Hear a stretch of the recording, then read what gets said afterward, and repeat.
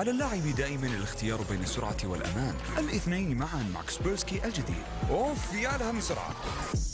جاهزون للعب؟ لنختار الشخصية. رائع جدا، لكني أشعر بشيء ناقص. سنحافظ عليه في أمان من أجلك. كاسبيرسكي الجديد يحمي صورك وكلمات المرور وأرقام بطاقاتك الائتمانية، فإذا كنت مهتما الهاكرز يهتمون أيضا. محاولة جيدة.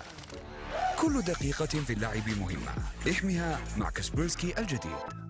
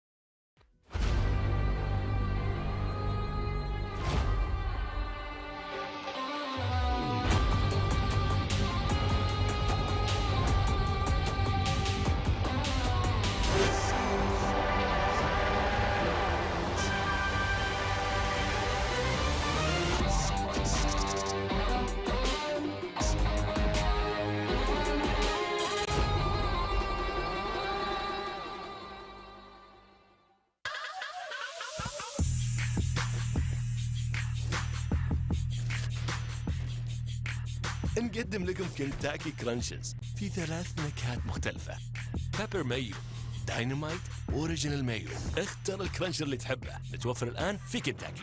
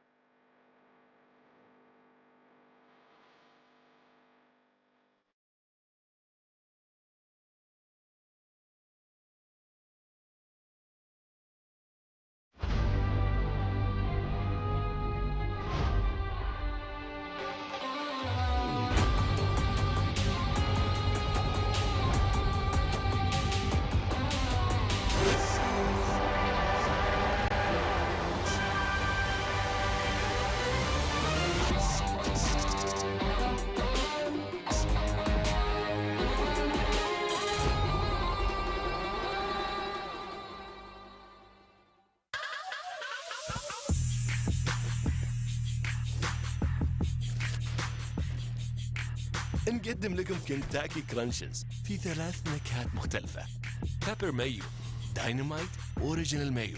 اختر الكرانشر اللي تحبه، متوفر الآن في كنتاكي.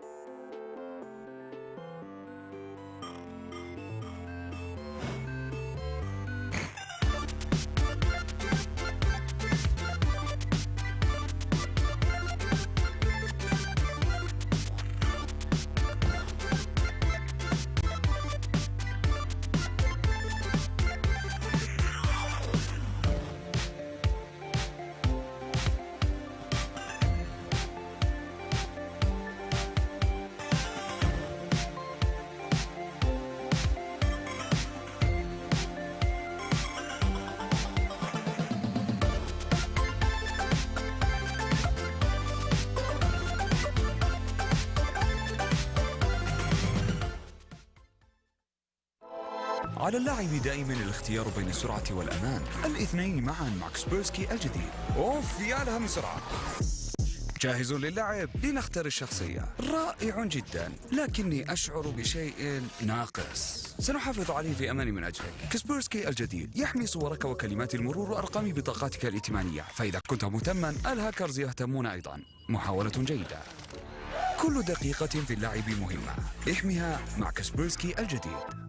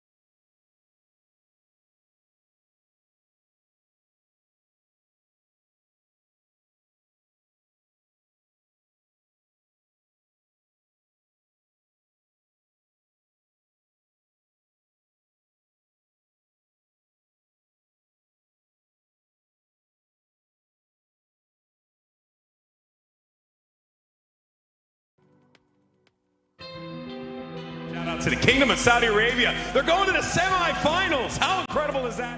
Okay, European contenders team taking it all. What a great story that will be. But I do not think it's going to happen. No way! A C9!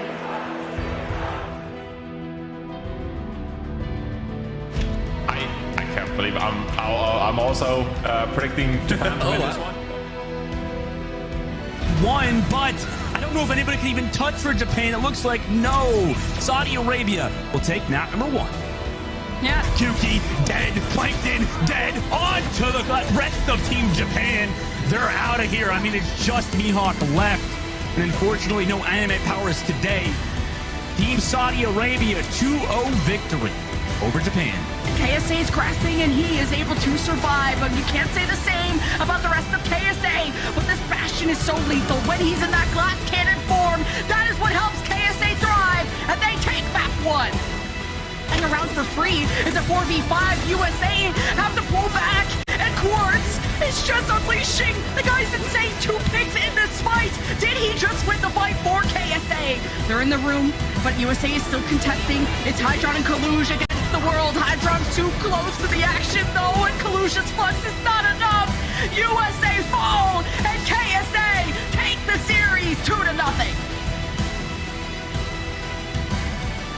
Goes down 2, overtime ticks down. FD God gets slept, just icing. Main finals, no, never mind, it's not happening. KSA gets the gravitic flux, nobody on France can touch, and he called it Moxie, Saudi Arabia.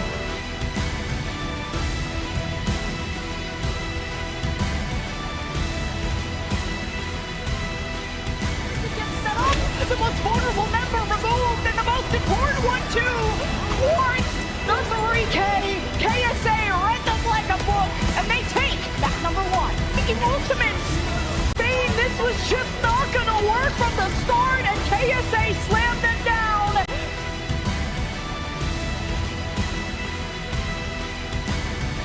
+% Spain and KSA deny the comeback and take map number 1. By 1 as KSA take back control.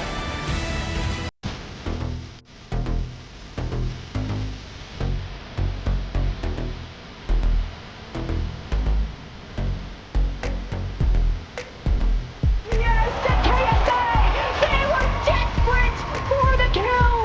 They were divided and conquered Finland 100-0. This is Finland's fight.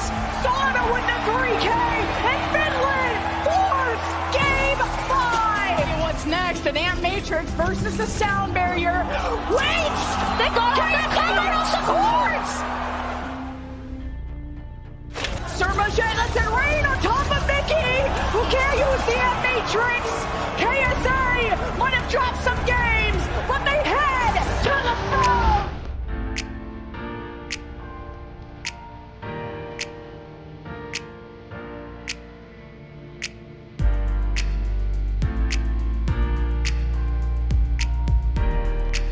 Sorry, that will be.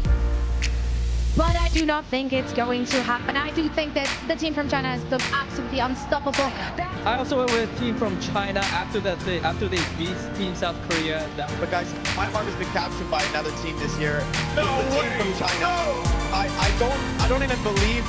But this time around, this really is the culmination of Chinese Overwatch bonding together and fighting and earning themselves that first global title. I got the team from China.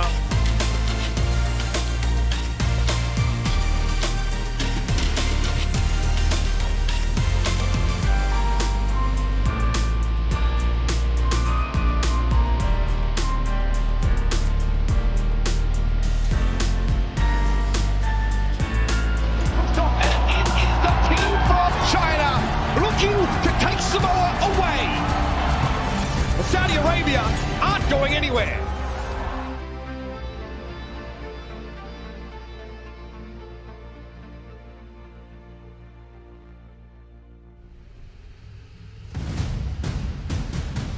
He's going to throw it. Drewswin now with the power block into the meteor strike. KSA though has that gravitic flux. Is that leave inside of him? That doesn't matter, Shine, but there's no way that's going to be enough. And we wouldn't have it any other way than a map 5 in a World Cup final. lumbering slowly, ponderously around the corner. But it's Leave, the first of all. Who would have thought? Cords now has to go to the left-hand side. There's still 2 healers up for China, but Gung Shui! He feeds himself to the beast! And now Saudi Arabia can bask under the immortality field and bask in the realization that they have gone every step of the way to become your World Cup champions!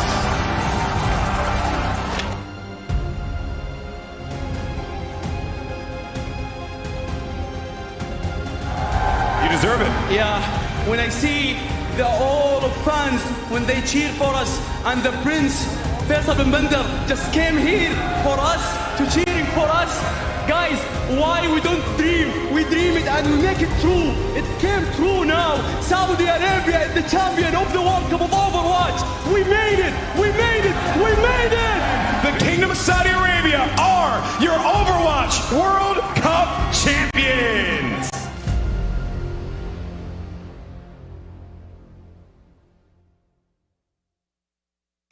السلام عليكم ورحمة الله وبركاته. أهلا وسهلا وحياكم الله وبياكم جميعا أعزائنا الحضور ومشاهدينا الكرام في كل مكان، وأسعد الله أوقاتكم بكل خير. ورجعنا لكم باليوم التاسع واليوم الحاسم واليوم المنتظر من الدوري السعودي للرياضة الإلكترونية في لعبة Overwatch 2. معكم أخوكم وجيه المقدم في بطولة Overwatch والرهيب نورمال. حياك الله. Allah يحييك وجيه. Hello everybody, ladies and gentlemen, Overwatch lovers. Welcome to Saudi eLeague Day 9 of Overwatch 2 that's taking place right here in Saudi Arabia. I am Yusuf aka Normal, your host for today, alongside the amazing Wajih. And today everybody, we have a special story, a unique and historical moment. KSA achievement we witnessed in the past in the history of Overwatch. So, ladies and gentlemen, please welcome and make some noise for your 2023 Overwatch World Cup champions, Team KSA! وأما الآن أعزائنا الحضور ومشاهدينا الكرام مع اللحظة التاريخية والإنجاز العظيم اللي حققوا فيه أبطال كأس العالم في لعبة Overwatch 2 في سنة 2023. أعزائنا الحضور، سمعونا أقوى تحية لأبطال المنتخب المملكة العربية السعودية.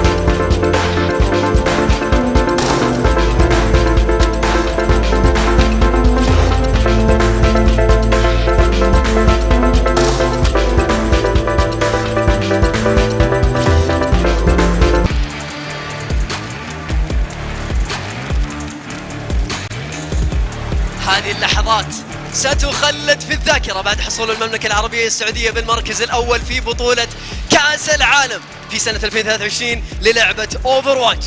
ولكن أعزائنا الحضور ومشاهدينا الكرام، باقي معانا لحظة مهمة ولحظات منتظرة من أيام وأسابيع، ألا وهو النهائي الكبير في الدوري السعودي للرياضات الإلكترونية في لعبة Overwatch 2.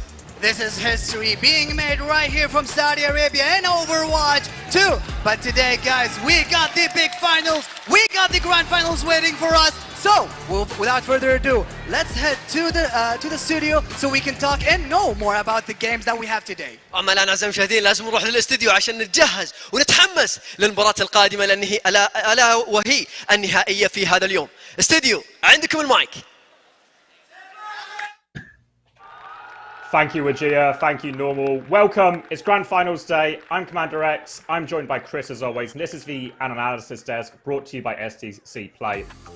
And it's all coming to an end today, Chris. One more game to decide it all.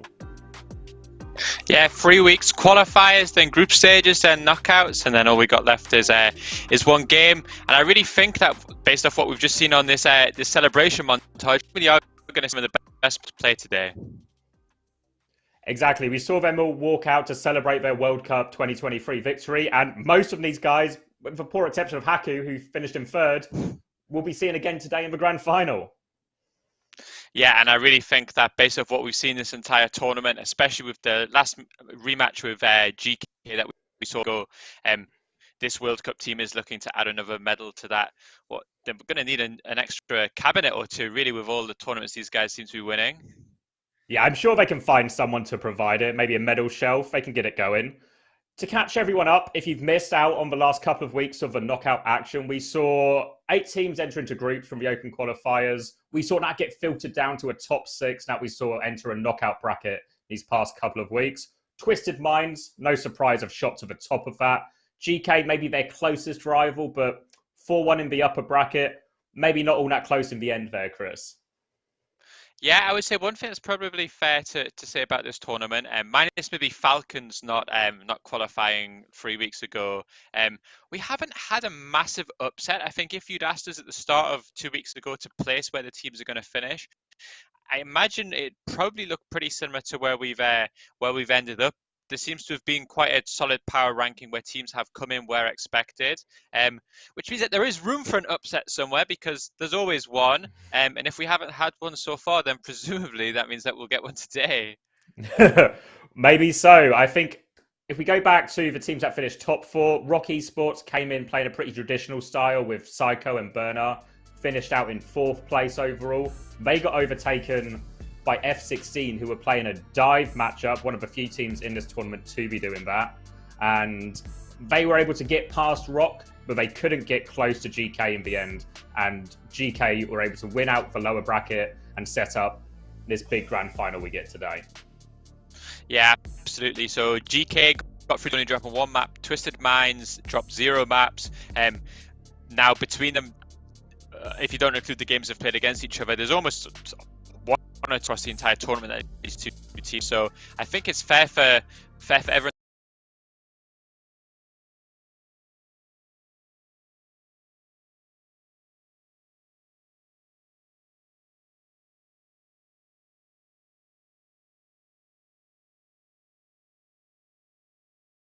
I don't see any reason anyone's going to bring out too many curveballs today in the grand finals, but we'll get into that in more detail later as we take a look at some of these highlights from previous days. This is some of the rare dive we got to see, but it was really GK who still dominated F16 in the end there. Yeah, we were a little bit worried about GK, maybe how they're mental, if they were going to be able to bounce back from the disappointing loss to Twisted. They lost the first map, so we were really, really worried. But overall, it looked relatively clean. I guess one thing that we could possibly argue is a warning sign for how today could go is they didn't look that dominant in the Sigma mirror, which actually the first time they played, and we've obviously had a lot of rematch double elimination bracket. It looked like they were better the first time they played.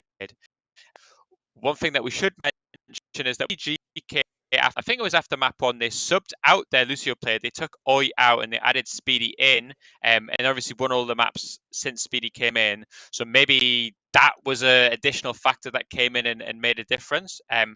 But we really are clutching at straws to see too many signs that Twisted are going to be able to, well, be taken down today, really.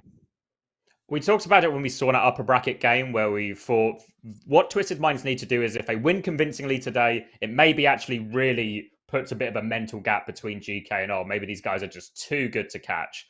But we thought GK would run it close, but actually, first couple of maps, there was some give and take, but maps 3, 4, 5, Twisted Minds just blew them out of the water. Quartz really took over, and if Quartz plays like he did in that upper bracket final, it's going to be nigh impossible for GK today. It does feel like the primary objective for GK today has to be to not let Twisted Minds get on a roll. Once this roster started to get on a roll and Quartz started to play, it did look like there was actually a massive gulf in class. We look at the lineup now, no surprises for me. This is the lineup that they've played the vast majority of the tournament. This is the lineup that's only dropped one map this entire tournament. 4 out of 5 of these guys were the lineup that won the Overwatch World Cup that we just saw. Exactly. I think if we go back to that upper bracket final and we ask ourselves where the biggest gaps were, it was really KSA over TVNT in the Sig mirror and Quartz over Teenage in the Sojin mirror. Both nodes were able to get big advantages over their counterpart, and even though Checkmate and Landon both got pretty good value on their respective roles, it felt like the game was just taken away in those Sig and Sojin battles. Yeah, it feels to me like strategically, enemy hit scan is one of the hardest positions to shut down. Like, there is almost no way, unless we swap to a dive comp, which won't happen today. I think we are just going to have to roll the dice on what side of the bed Quartz got out of. One thing that we can 100% fix is some of the way that we played around KSA Sigma and some of these neutral trades. I think that was the main strategical problem that GK has when these teams played first, was that KSA and UB's ability to get these Sigma Maywall combos and just instantly win team fights off 1 second with these like instant engages, go in, win the team fight. That's what we need to try and avoid today. We can take a look at that GK roster now are going to have to try and fix a lot of these problems. Most interestingly is perhaps they've been going back and forth on these Lucios like we mentioned earlier, and it seems that Speedy will be kicking us off today. Yeah, I think that one thing that we could maybe talk about is when teams don't want to change strategy, but they have to fix something, teams will often go through what we can maybe call like a tempo change, where they say, okay, we just have to play more aggressive, or we just have to play more passive. It's almost like a slider that teams can use to really like fix some of their problems. And one thing that maybe we were talking about is Speedy's Lucio in general does seem to be more on the aggressive end. So possibly that this indicates that GK are going to try and solve their neutral or their neutral fights, their cooldown trades, with a little bit more aggression. It's really possible when we think, because they've gone back and forth. So Speedy played a lot of the group stage games, and really what started to make GK look so good was this front three. Their Mei, Sigma, Lucio. It would be Wall, into Boop, into Rock, and they just nail the enemy Sigma all the time. Speedy was super aggressive. Sometimes it got him into trouble, but a lot of the time he got big value. They started to bring Oi in more in the knockout stage, and he is much more of, I guess, you'd call him, I guess, a standard Lucio. Not as aggressive, doesn't take as many risks, but a little bit more consistent. But especially as we got late in that upper bracket final, suddenly it started to be Oi who was dying first in a lot of the fights, dying with B, maybe using B when he didn't need to. These mistakes start to creep in, and then all of a sudden, maybe they want to solve it with more aggression, because there's two main routes to deal with an enemy team who are very aggressive in the neutral, right? You either try and take a step back, or you just fight fire with fire. Yeah, and maybe one benefit that would really lean into this style, should they choose to do it, is the less time I spend in the neutral, the Quartz has got the opportunity to blow somebody's head off. And whilst we might not be able to stop him hitting those shots, if we minimize the amount of shots that he can take, then maybe that is another reason that we can kind of we can see an argument for bringing in Speedy and play more aggressive. Maybe another factor that we consider is this mental side. You know, if Twisted Minds will be confident at this moment in time. I think it's very difficult to see Twisted not thinking that they're going to be winners based off what we've seen.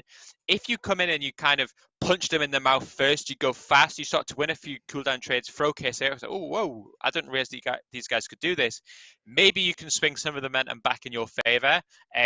But these are ifs more than anything. There's no guarantee that they're even going to play this play style. There's definitely no guarantee that it's going to work. Yeah, there's really a lot. And if anything, when we look at these two teams, the team that has more alternate comps or variations to play if things start to go wrong, it is Twisted Minds. They have the double flex available. They have a bit more variety amongst their DPS. We've seen UB and Quartz swap between Sim, Bastion, Mei Sojourn, all of these things with great effect. Yeah, that's probably the scariest thing, is that in theory, if we talk about plan Bs and plan Cs, Twisted presumably has the strongest. If they want to play a double flex, they could even see a world in which they bring in Haddy and try some Reinhardt stuff, which I really don't think is terrible in this meta, should they really need to get to it. So it might be a situation where GK firstly needs to deal with the plan A, which nobody's been able to deal with, and then they have other problems to solve should they get to the point where they're up in the series. Yeah, maybe one step at a time. Let's try and just win the Sig neutral. Let's see how we kill on Samoa on our first map, and then we'll tackle these problems as they come up. It's fair to say, at least for the first few maps, I expect we probably get a pretty standard kind of Samoa into Midtown, into Flashpoint, and we just get a pretty straight Sigma mirror for all of this before maybe when we get to Escort, if we get to map 5, that's when Twisted Minds could maybe mix it up and take us to a double flex map. Yeah, it does feel like of all the teams we've seen this tournament, GK might be the most stable in terms of the 5 heroes they pick. I know they played a little bit of Tracer yesterday, but I think that's really more of like an anti-dive strategy, which I don't think they'll need to bring in today. So it does feel like GK built a very, very strong comp, a strong idea, a strong identity. And to be fair, it's took them to top 2. I suspect that at least in terms of, if you said to GK at the start of the tournament, how do you feel about top 2? You'd say, yeah, that's been pretty successful for us. I suspect that not many teams went into this tournament with the idea that they could beat Twisted. So maybe that then plays a little bit of pressure onto the only team with significant pressure, at least today, should be Twisted. Well, that's maybe an interesting point to consider, because especially in that upper bracket final, it really felt like a nervous performance from GK. It didn't look as refined and as coordinated as we often see. So let me give you a hypothetical. It's a classic Freaky Friday situation. For our viewers who are too young to remember Freaky Friday, it's a classic body swap situation. So, Chris, you wake up, you look at your hands, those aren't your hands. You look in the mirror and that's not your face, it's day one's face. You look at your phone, it's in Korean, but fortunately you're a man of culture, you know a bit of Korean. You can see it's Grand Finals day. You realize, oh my God, it's a Freaky Friday situation. I'm going to have to coach GK today. What are you saying to the team? What mentality are you asking them to go in with? How do you set this one up for them? Yeah, I think the pre-game speech should be one of the easiest he's ever had to do. I think you can absolutely employ a nothing to lose type mindset today. I think that in terms of the prize pool, they've done pretty well in terms of maybe if you'd asked teams like 4 or 5 weeks ago when these rosters were finalized, maybe no one had GK as a second best team. I think that, yeah, I could see a world in which you would maybe lean towards Falcons or F16. So really, guys, we have nothing to lose. If we go out there, we play with a little bit of tempo, a little bit of aggression, show them no respect, maybe that's going to be the best way forward for us. We can maybe do predictions before we leave. I think the series, it's really tough. I think if GK are going to win it, it's going to have to be like a 4-3 all the way back and forth. I also, as much as I hate to say it, if Twisted starts strong from map 1, this could be a quick best of 7.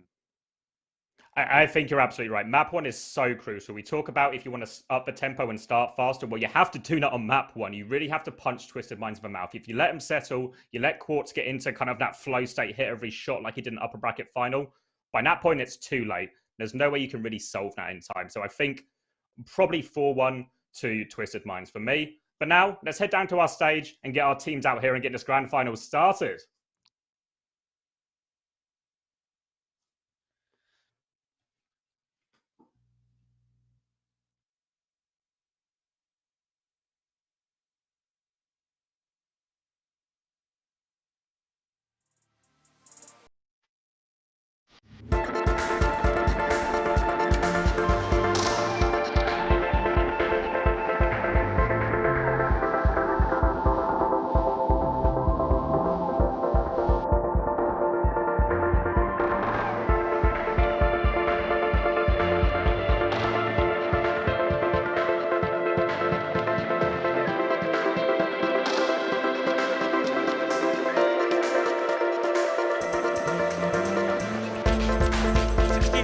الموضوع عندي وجاب والفكرة وربيع الثاني حاليا مسوي وبطانه وابكي على العالم صراحة حاليا معي موضوع يا العالم يعطي اللي الأول والثاني والآخر والآن كانوا وقفوا فيها على الجوار التكمة الثانية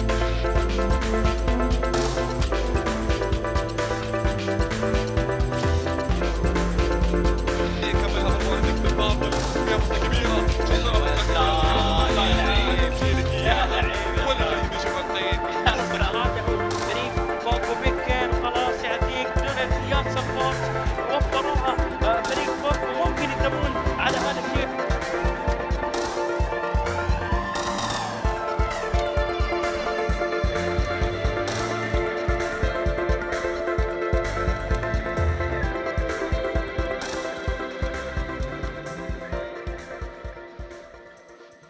فرصة جدا كبيرة في من الخليل لكن يسوي شغل جدا كبير الايكو في الاول والثاني يمثل الكياس بين الفريقين اللي تقدر نشوفها هذه.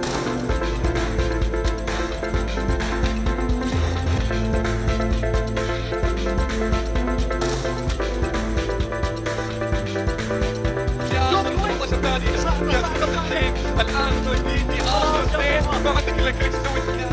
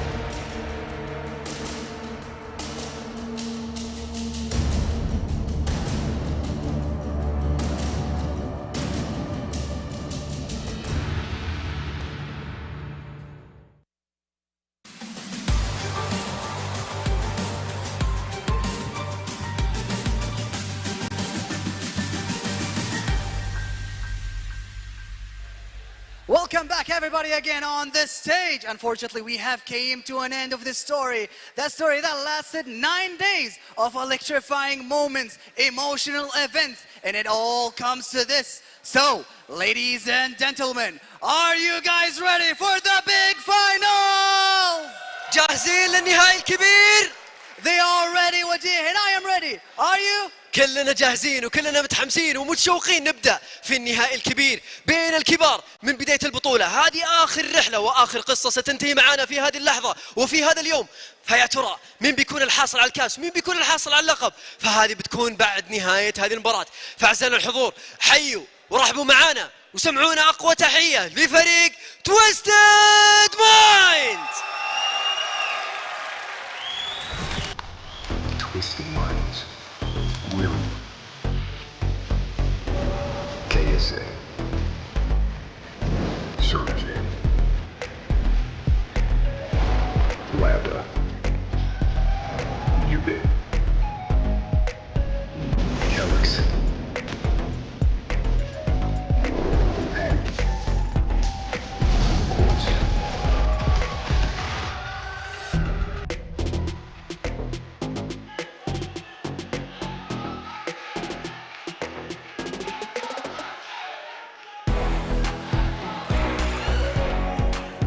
Right now, Twisted Minds in the stage, and let's listen to the crowd shouting for their favorite teams on the stage. But right now, we still got one team left that is going to face Twisted Minds in the big finals. So, ladies and gentlemen, please make some noise for your second team of the day, GK Sports!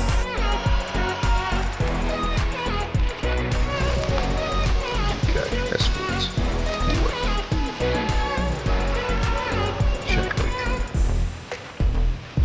London, Roja, Sweden, TVNT.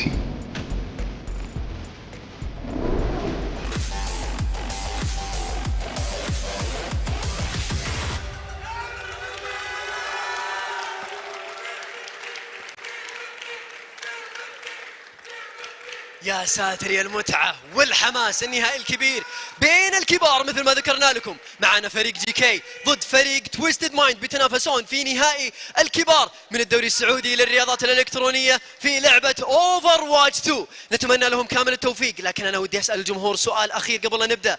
أعزائنا الحضور، جاهزين للنهائي؟ Are you guys ready to the big finals? كلهم جاهزين، فلازم ننطلق ونتوجه عند اخواني المعلقين عشان نبدا في المتعه والحماس من هذه المباراه.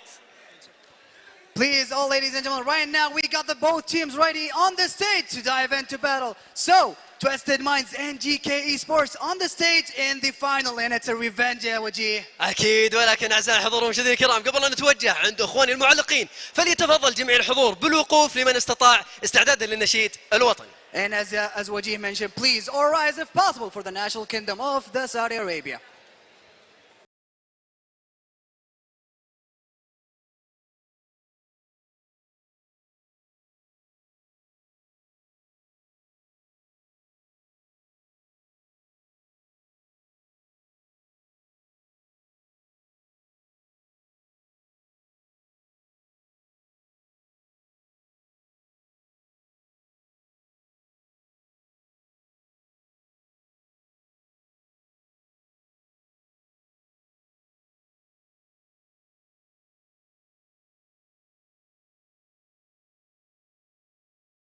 Thank you so much. Welcome to the grand final of the Saudi eLeague. It all comes down to this, Dustin. A minimum of $32,000 US on the line, with the winner getting almost 43K. Like, that is insane money. That is insane money, and, you know, going into this matchup, we really don't know what's going to happen. GK looked like a revitalized team since coming through that lower bracket finals. After obviously losing to Twisted Minds in the upper brackets, they're looking to make do and make up for that loss earlier.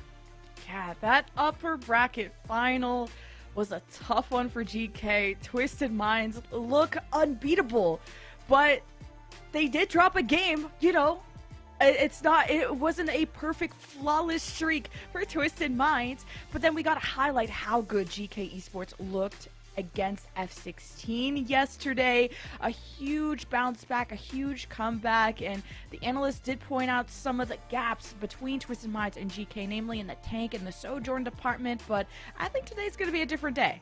Yeah, I mean, you're right. That has been a big talking point. However, those two roles that you mentioned, Lemon, definitely needed that bounce back game, like you said yesterday, versus F16, right? Obviously, TVNT played really good. Rojo had an incredible pop-off moment as well to close things out, bring them towards that grand finals. And especially for a young player like him, having those moments are very important just for confidence levels. And then also maybe their own gap, which we've talked about, is a bit even because of, you know, the talented lineups on support for both sides. But a lot of people have been talking about Landon and Speedy as well. I mean, these guys are really, really talented support players and potentially could be that breaking point that they need to beat Twisted Minds. Yeah, the support lineups I think are going to be the tightest, especially going to Samoa as our neutral first map. A reminder, this is a 1-4 final with no advantage on either side.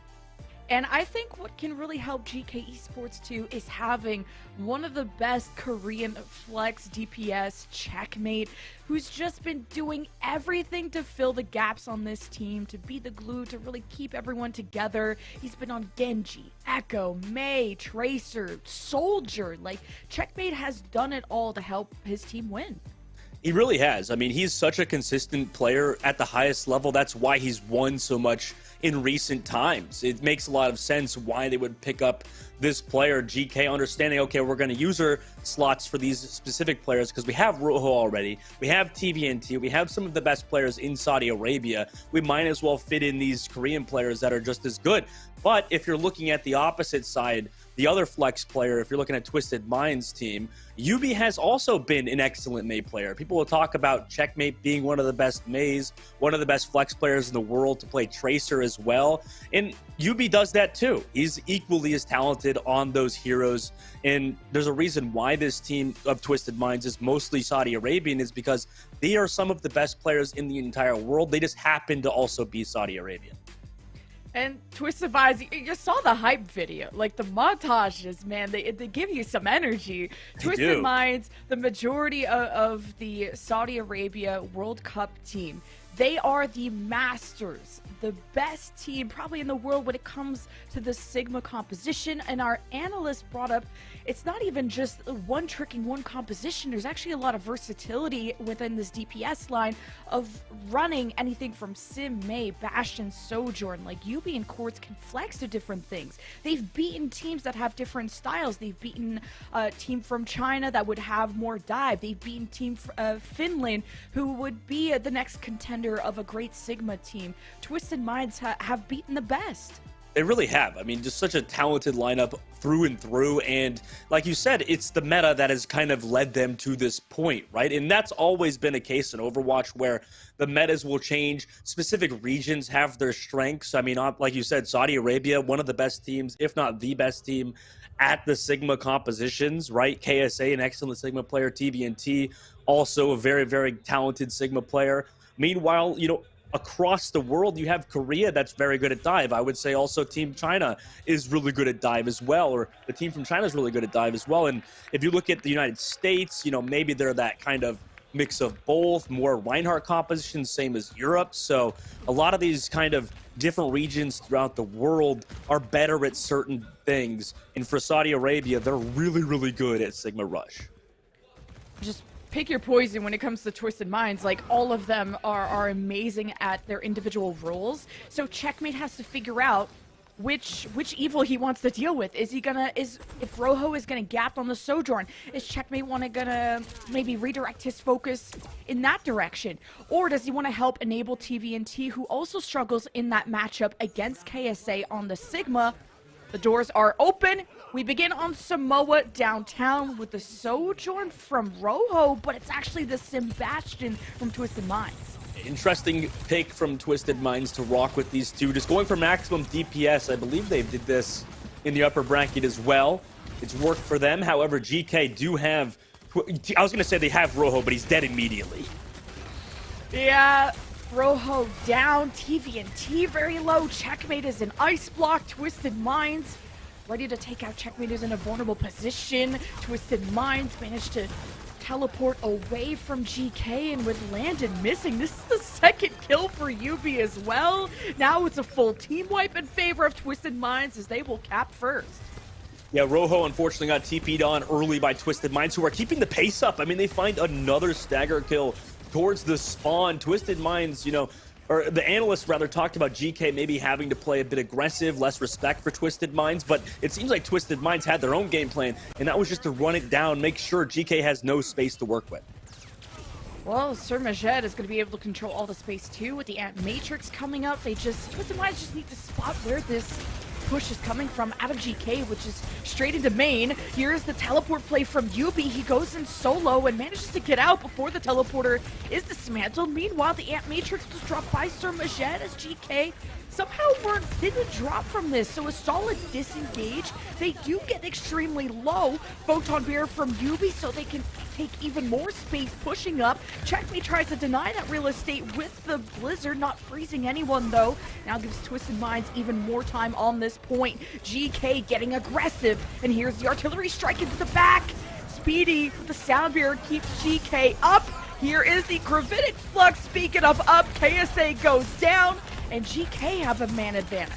Yeah, what a well-timed Gravitic Flux. TVNT trying to close it out. I mean, his trades back and forth. Landon and Rojo both go down, but Kelix and Sir Majed falls, and, you know, once you lose those support players, surely the rest of Twisted Minds will fall. GK actually doing a decent job considering there's only 56% of the board. They really prioritize the objective, rotating towards that point, making sure Twisted Minds don't get up further in that point progress, and that might give them an edge leading forward. Yeah, TVNT on fire, getting good value out of his Flux, just knowing that his win condition is taking down KSA, an important leader of Twisted Minds, that pillar to their structure. The GK don't have any ults besides an overclock. That'll be difficult. Here's the Flux. Checkmate. An ice block should be okay. Twisted Minds now step forward, ready to play off the Ant Matrix, but a beautiful wall from Checkmate. Thought he had a good isolation on Twisted Minds, but he locked himself in and didn't have enough backup. And with KSA down and TVNT as well, now it's up to the DPS to really stand tall. And with the Ant Matrix traded, this Bastion of Quartz is a real threat on the field. Speedy steps up to try and boop him away, cause some threat, but Twisted Minds take back the point. They took back the point, and they have ultimates for next fight. Meanwhile, they also get staggered on Rojo. Unfortunately, that fight kind of ended up where Landon turned into the carry. He got 1 kill. Rojo popped an overclock, but unfortunately got 0 kills, and you really need your Sojourn player to find those to actually end up winning the fight, as Twisted Minds now leading into last fight territory have double DPS ults. Artillery strike can be what kicks off this fight. Quartz unleashing this now. GK holding on to the sound barrier. Checkmate in the back. The blizzard to try and counter the artillery strike and the speedy sound barrier to help Twisted Minds stay committed to this push. And GK managed to take down KSA. Now TVNT, there's nothing that stands in his way. Good accretion to hit Kelix. GK a little bit low. Their backline is suffering. Landon needs help. Speedy is by his side. Gravitic Flux. It's a 2-man from TVNT. As Checkmate swaps to the Tracer. He knows this is an important fight. GK it's down to the wire. 85% plus. Oh my god, TVNT, true hero for GK Esports. KSA to swap to Doomfist, and now this makes things awkward as they're going to try to recontest with double supports. Couple of seconds left. Is anyone there to touch there for Twisted Minds? Hoping the teleport is there from UB.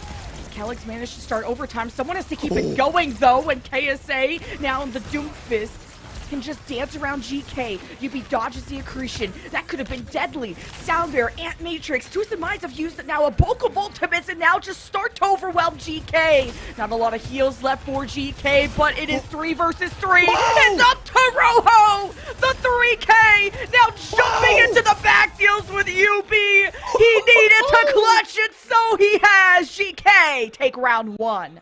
Oh my, that was amazing from Rojo. Beautiful timing from him. This has been one of the up-and-coming players in the scene. He's very, very young. Truly one of the top Sojourn players in this tournament. He has to deal with Quartz. He has to deal with Twisted Minds, and he did so in the clutch. Beautiful work from GK. That also was a result of their macro play, Lemon. Through TVNT prior to as the objective with this team, making sure that Twisted Minds didn't get any more timing. And look, there's some potential frustration now on the board for Twisted Minds. You lost round number 1 versus an opponent where you thought you had the advantage. So great start for GK Esports. Quartz onto the Sojourn. This makes a lot of sense. I think the passion was to try and help KSA tank div, which actually I would say it went the way of TVNT a lot more in that second half. Now I think Quartz on the Sojourn will be able to contest Rojo a lot better, playing that distance battle. Checkmate isn't afraid to go on the flank and blizzard that damn Bastion if he needed to. So GK really got creative that last round. The Sojourn, and it's really a mirror matchup, but most importantly, Rojo against Quartz. This could be what defines this first fight. They're going to play on this off angle away from the shields. The first Maywall comes out from Checkmate. They push on forward, and now they're Maywalled off. GK are a little bit split. Some have dropped to the low ground. Checkmate needs some backup. Gets the immortality from Landon. TVNT has support. And GK managed to take down Sir Majed when they were committed to punish GK. But it's Twisted Minds that walk into a trap, and GK capped the point first. Yeah, Quartz finds 2, but how did Twisted Minds lose that, Lemon? I mean, they used the Immortality Field second. It felt like overall they were doing really good, but maybe that's just the damage through TVNT and GK Esports at the moment, Checkmate as well. I mean, TVNT today has been on fire and is at the moment gapping KSA. Really good chemistry on the side of GK. If someone makes a mistake, you go in as a team, it becomes a strategy. And what is Speedy up to? He just eats the accretion for breakfast. That is not the that could stifle GK's momentum. And there's nothing more that Landon could do. GK choked the fight and will be giving up the cap. You're definitely overzealous. You have ultimate advantage going into this. I mean, this is Lucio player brain moment, honestly. They just kind of like think they're invincible, right? Riding off over every single wall, and then they get hit by a stun or a sleep or something, and like, oh wait, I can die. So maybe that'll wake Speedy up. He's especially down in terms of ult charge at the moment, so that could be worrisome leading into this next fight. Ant Matrix from Landon. Once these May walls clear, there's nothing protecting you. Also, this Checkmate Blizzard manages to freeze UB. And I'm not even sure if that got to cancel UB's Blizzard. He went to counter with his own land. I don't see GK too affected, but I do see them dead. TVNT and Checkmate get hit at range by Quartz, who is on fire. Landon sneaking from below the point, though, catches him off guard. And as the dust settles, you see Twisted Mind still in control. Yeah, I mean, they already picked off TVNT early.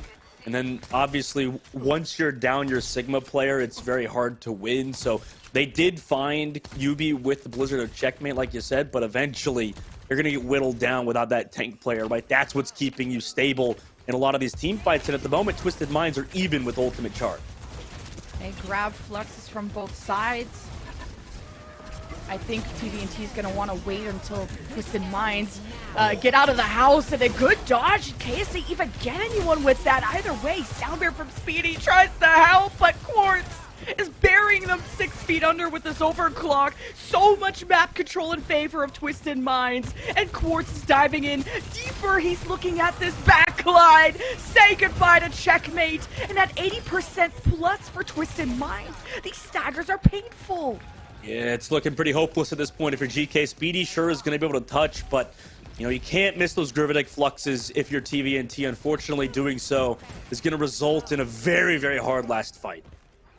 Well, that Sojourn swap made all the difference. Twisted Minds with the first pick. They've been able to more successfully punish GK. Checkmate to the Genji now.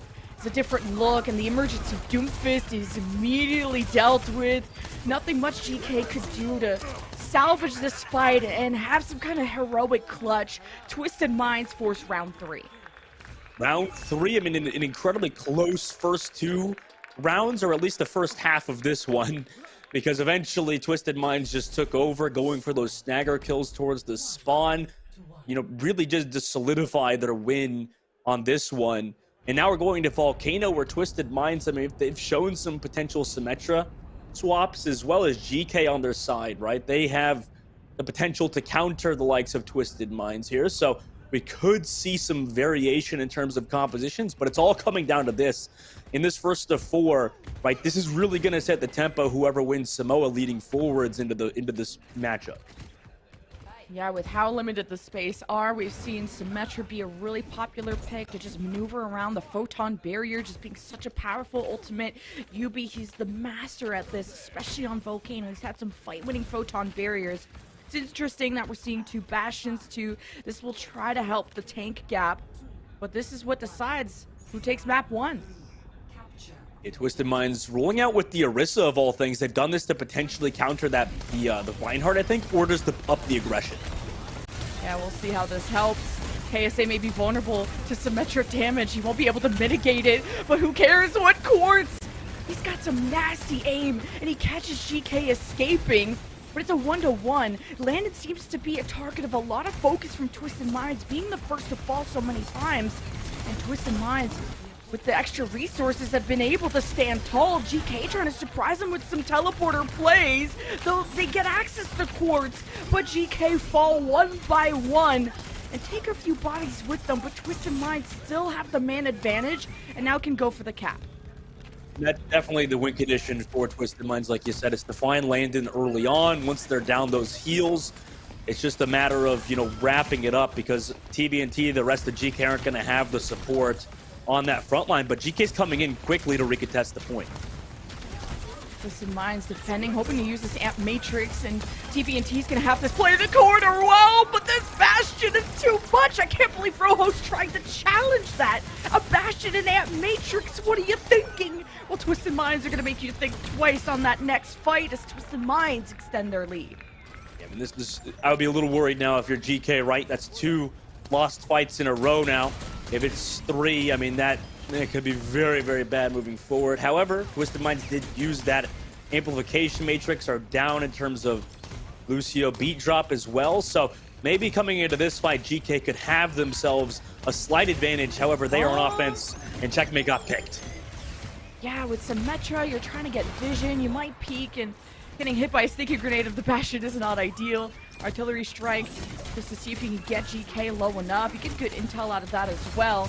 Because GK are okay. They'll have Checkmate come back very soon. Yeah, I mean, Twisted Minds on the defensive hold have been doing really good and have also built up some ultimates, even though they just used the artillery strike. GK's got 5 going into this one. A Photon barrier first from Checkmate, protecting Rojo during the artillery strike. Twisted Minds seemed pretty healthy, and never mind! It was a delayed hit onto Surmajed, waiting for the immortality. So much pressure into the backs of Twisted Minds as GK will take back the point, but man, they got a lot of work ahead of them with 83 to Twisted Minds. This might be good for GK, actually, because this kind of baits KSA to staying on the Orisa, considering he didn't use the Terra Surge, right? And on the offensive side, it's not as good to run the Orisa because you can't keep people alive in the backline without the shield, so Twisted Mind's going to have to go for a hard engage and just use this Terra Surge and then swap. Yeah, Matrix could be a big deal for Landon. You saw how much value Quartz got out of his, but man, KSA tried to be way too aggressive on that Orisa, thinking the Javelin spin would be enough time bought, and now that both tanks are gone, it's up to this Bastion, these Bastions at range to make a difference as Checkmate repositions there with the teleporter on the high ground. Rojo gives Quartz, and Twisted Minds, keep in mind, they still have the point, and GK gotta go over and flip. They are doing so as Rojo has access to now the remnants of Twisted Minds. KSA could be staggered here, and that's why you're seeing Twisted Minds jump off the map. I mean, KSA's just gotta... I mean, at least they had the point there, so that gives them a little bit more time, but I imagine he's going to want to go with that Terra Surge, give Quartz that space with the artillery strike, maybe combo with the Terra Surge to finally open up this objective. There's the artillery strike from GK. They have to be flawless from here on out. The 0 to 100 comeback is the Terra Surge teleporter from Checkmate, trying to help his team escape. As KSA had to pull the trigger early, he was getting low. I'm surprised he's even still living, as this taxi of UB is gone. GK don't have a front line anymore, and it's up to this Matrix of Surmajed to punish GK while they have no protection. And the Photon Beer of Checkmate can only do so much. Twisted Minds have zoned them off the point, and they take that one. Excellent re-engage by Twisted Minds, kind of being dug out of that hole of just having the Orisa with the Bastion. You know, just having Quartz in your lobby is always going to be a massive benefit to your side, and that's why I was a little worried there if I'm the side of Twisted Minds, because we've heard that the Orisa really is only good versus that Reinhardt, even maybe in first fight territory, but it dies so quickly these days versus the Bastion, versus some of these other characters. So, you know, because they were able to come out on top with the Orisa, I think bodes well for them moving forwards, considering that Volcano map was kind of dicey at points. They still came out on top, and now going into map 2 have the map advantage. Yeah, these Bastion grenades have sometimes caught GK off guard. Like, Checkmate got first picked at some points. I think the tank battle on that round 3 was a lot more even. And UB especially made a difference on that Symmetra. I think those Photon Beers, I think the teleporter plays, I think caused a lot of confusion with GK, who I think really improved their map awareness since last time they faced Twisted Minds. The fact that this went to round 3 tells me that this is going to be extended series. GK looked totally different, and I think learned a lot from the first time they faced Twisted Minds. And the Sojourn battle, I think, went heavily in the way of Quartz, although Rojo, that 4K at the end is what won it for GK in that second round, but I'm excited for the rest of this. Yeah, Rojo's kind of proven he can come through in the clutch consistently, and Twisted Minds, or sorry, GK Esports, for them, a big takeaway too on that map number 1 is TVNT looked a lot better than he did yesterday. I mean, yeah, he did miss a Gravitic Flux coming back on that second round. That was huge to allow Twisted Minds to come back into it. But regardless, TVNT's been playing a lot better, you know, because of yesterday, or at least 2 days ago, rather. It wasn't as strong for him. Maybe that matchup versus F16 has given him that confidence, like you said, has helped this team through and through to allow them to maybe come back in these other maps that they're getting to pick on. I think Quartz on the Bastion had visions. The artillery strikes were very strong. Sometimes even killing Landon, which is, to get that much value out of artillery strike is huge. And then the Matrix plus Quartz winning the 1v1 against Rojo. Just better decisions when it comes to combining those ultimates from the side of Twisted Minds, but just these small edges that Twisted Minds were able to get to put them that far and that early on Volcano, to go up 99-0. It all came down to ults at the end, and GK had issues retaking when Twisted Minds kept getting first blood all the time. Yeah, I mean, it's always going to be a struggle if that's the case. And, you know, I don't know if that's necessarily how these guys are engaging that's the problem, or if, you know, maybe it's the supports getting picked off that it's a problem. But it does seem to be happening to multiple members of GK, not necessarily just Landon or Speedy at points. So it could just be an overall team communication thing, or like I said earlier on that first round where Twisted Minds looked the strongest, is they're really not letting their foot off the gas. It's always just making sure that GK is uncomfortable, forcing them in awkward positions, finding those pickoffs early when they're not expecting it. And Twisted Minds just look like an evolved team today. That is my biggest takeaway, is they look even better than they did in that upper bracket, but as does GK. Well, GK get the choice of map. We go to Midtown. This is a strength of theirs. The one map that GK was able to win in that upper bracket final was Midtown. Twisted Minds, my criticism when we casted that match was more of the macro positioning. They didn't prioritize the top bridge of point B. If they kept trying to go to the underside even when the cart was fully pushed past the bridge. And I think Twisted Minds lost out on GK just getting the jump on them many of times, and GK playing or in Twisted Minds almost being too aggressive. I remember at some point they would kill Landon and then try to force the 5v4 and run into them and actually get punished by GK, and then oftentimes Twisted Minds would gift GK esports fights that they shouldn't have otherwise lost. Yeah, 100%. I mean, going into this map as well on the other side for GK Esports, they could take advantage of that, like you said. And, you know, this is that map they have to win, Lemon. I mean, you're 100% on the mark with it, where GK Esports did well in the upper bracket finals versus Twisted Minds here. And it was a lot of times because of the mistakes from Twisted Minds. So maybe in today, if you're a Twisted Minds fan, you're hoping they fixed some of those mistakes, right? Understood this map a bit more. Maybe it's playtime as well. So GK's side, I'm sure, are feeling comfortable with this map pick, like you mentioned. And with no Symmetra, Twisted Minds, it'll be a slow burn forward. And keep in mind, Cords could maybe be escorted through the back alley with Helix, or they could stick as a team. There's many options depending on how much assistance KSA needs. And Checkmate was trying to slow KSA, thinking he was at half health, thinking he was killable. Now both Mays are traded. Twisted Minds head into the laundry room with GK being quite low, and I don't think Twisted Minds really know this or feel confident to take that fight. They're still trying to just rotate towards the point, and it's working out. Twisted Minds are somehow surviving. I can't believe KSA is still living. He's taking so much pressure, and this gives room for Quartz to hit the 3K. Uh-oh. Yeah, I mean, that's a dangerous sight to see for GK, allowing Quartz to get those kills, 3 in that fight, now 80% towards the overclock. I mean, this next fight could very well be the Quartz show. And that was also off of Sir Majet having some fantastic heals onto KSA, one of the best Baptistes in the game, and flex support overall. So, great work from Twisted Mind. Ice block from Yubi. GK also ice blocking. It's an all-out blitz in this tiny room. And Twisted Minds want to carry this momentum with the overclock. You can trust Quartz to do exactly that.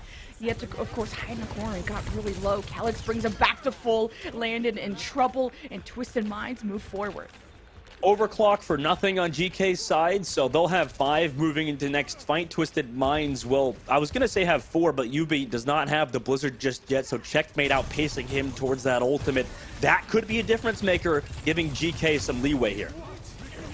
Twisted Minds with bridge control. This is big, and so is that Flux hitting 3! And there's only so much the Immortality can do, especially with GK. We're so split. KSA dominating that front line. The card is also still sailing away for contest. And you gotta hope they have a stronger contest, because point B is in their sights. Yeah, all eggs in this recontest basket. 4 minutes and 12 seconds left now. Twisted Minds, we'll see if they want to commit anything here to close it out versus GK, who are coming back with 5. Okay, an early Ant Matrix from Sir Majet off at a distance, and here's the grab flux from KSA onto KSA. Calyx with the sound barrier tries to save him. The Blizzard is added on top from Checkmate. Now you got the overclock. This is a big investment from GK. But did Rojo just jump into a Blizzard? That's crazy. That might be a huge mistake, but the sound barrier is invested from Speedy to try and guarantee this fight. How did GK C9 this? Oh no. Oh my god. I mean, that was realistically, because of, like you said, Rojo tried to go secure that kill around the corner, but it got him frozen, and then everybody else tried to come help him, I guess. Maybe Speedy also getting picked early on, having to come back with the sound barrier resulted in that. That's truly unfortunate now because all of their ults are gone, Lemon. I mean, this is brutal moving into third, especially since Quartz has an overclock. KUB's got the protection of KSA. TVNT playing really aggressive. It's the accretion could dip KSA, and that's the case. As GK hope to make up for lost time, because this time makes pretty huge from Twisted Minds. But Quartz on the high ground goes uncontested. His overclock is big, and Checkmate's an ice block. And he's next to fall along with Speedy, and Twisted Minds managed to salvage this fight off of the overclock. And look at that, by the way. Quartz obviously not popping off as hard as he usually does there, but eventually Surmajed came through with the heals over the top side. That's that top flex support play style that we talk about, where these guys are always keeping their teammates' health pools in mind. Twisted Minds have only been stopped once, and then GKC9, this time bank is getting out of hand. One fight win, and Twisted Minds will fully capture Midtown, and GK can't let this go on any further. They can own this lane with the Landon Matrix. They use the Maywall from Checkmate to deny KSA the room to hide in. And without Calyx, Twisted Minds lack the speed, and GK want to use that to their advantage. They jump into Twisted Minds to try to defend themselves with the Matrix and Surmajed. And a good disengage from GK nullifies the value of that ultimate. Yeah, usually you see teams commit a bit too hard there. Checkmate will eventually make his way back to his team, but he's still lodged in there, and they're counter-engaging. Twisted Minds with the Blizzard, Checkmate with the counter Blizzard, and Checkmate, does he live on? It was a good time to ice block. Immortality saved their DPS for now, but the Twisted Minds backline is eating damage, and Twisted Minds are surrounded. GK, the sound barrier doesn't work out, and GK gotta hope that the respawn advantage helps them out, as Rojo is what makes the difference in the end to save GK. I mean, that was an insane 2 versus 2 there. KSA on the Sigma, Quartz on the Sojourn, TVNT on the Sigma, Rojo on the Sojourn, and they came out on top. I will say today, specifically TVNT looks really, really good. Landon as well, and then Checkmate, Rojo finally finding some life as well. Okay, Twisted Minds have their time bank almost cut in half. Maywall from Checkmate to isolate KSA as Rojo on the overclock forces the disengage out of Twisted Minds. Okay, Quartz popping up with the body shot. Doesn't scare Rojo. Now that overclock is gone, but Quartz has one up his sleeve. Now crossing from high ground to high ground. He activates the overclock! Strikes through the heart of Checkmate. TVNT falls, and the rest of GK hope to die on the cart as a team to have one last recontest before the end. It's going to be so hard, too, versus Surmajed's Amplification Matrix. Landon just used his. GK has nothing. They literally can't even build a railgun shot, so Teenager's going to swap over to the Widowmaker. It's actually a hope and a prayer. Oh, what? With the hope and the prayer, and somebody answered. Twisted Minds still have to sustain off of the sound barrier, but Twisted Minds have to win this quickly. And Yubi heads to the back. He has a Blizzard, but no ice block. Can Yubi do this on his own? He throws actually the Blizzard towards the point. He sacrifices his life for it, but this helps the frontline duel as KSA slams down his opponents with the Grav Flux, and it's all up to TVNT to live for as long as he can. Landon is back, but he's handling Quartz, and he can't heal his tank. Twisted Minds head for the end, and it's a minute 12 of a time bank. Yeah, the ultimate advantage, too much for Twisted Minds there, or for GK, I should say, because Twisted Minds had too many of them. I mean, they just closed out on him. Rojo came back, found the opening kill on a Surmajed who had the Ant Matrix, but compared to every other ultimate that Twisted Minds had, it just was not as important because, like you said, Yubi went towards the spawn, secured everybody there. Yes, it cost him his life, but towards the payload, meanwhile, everybody else was following the tank player TVNT, just trying to dance around the objective with Checkmate. And, you know, I don't want to blame Checkmate necessarily there, but he definitely was a focus of Twisted Minds to make sure this Mei, who was always flanking, was kept in check. Quartz doing a good job. So is the rest of Twisted Minds to shut out such a star player such as Checkmate.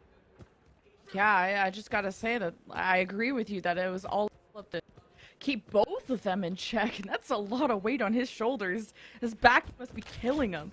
But I gotta say that Blizzard from Yubi at the end was the MVP play that won that fight for Twisted Minds, and because KSA, TVNT, that was pretty back and forth at that moment. And the longer that TVNT lived there, the more chances GK would have had to have respawns come back and eventually just outnumber Twisted Minds, which could have killed a lot more time for Twisted Minds on this time bank. So UB manages to help them get a pretty respectable time bank, and it'll be up to GK to try and match that.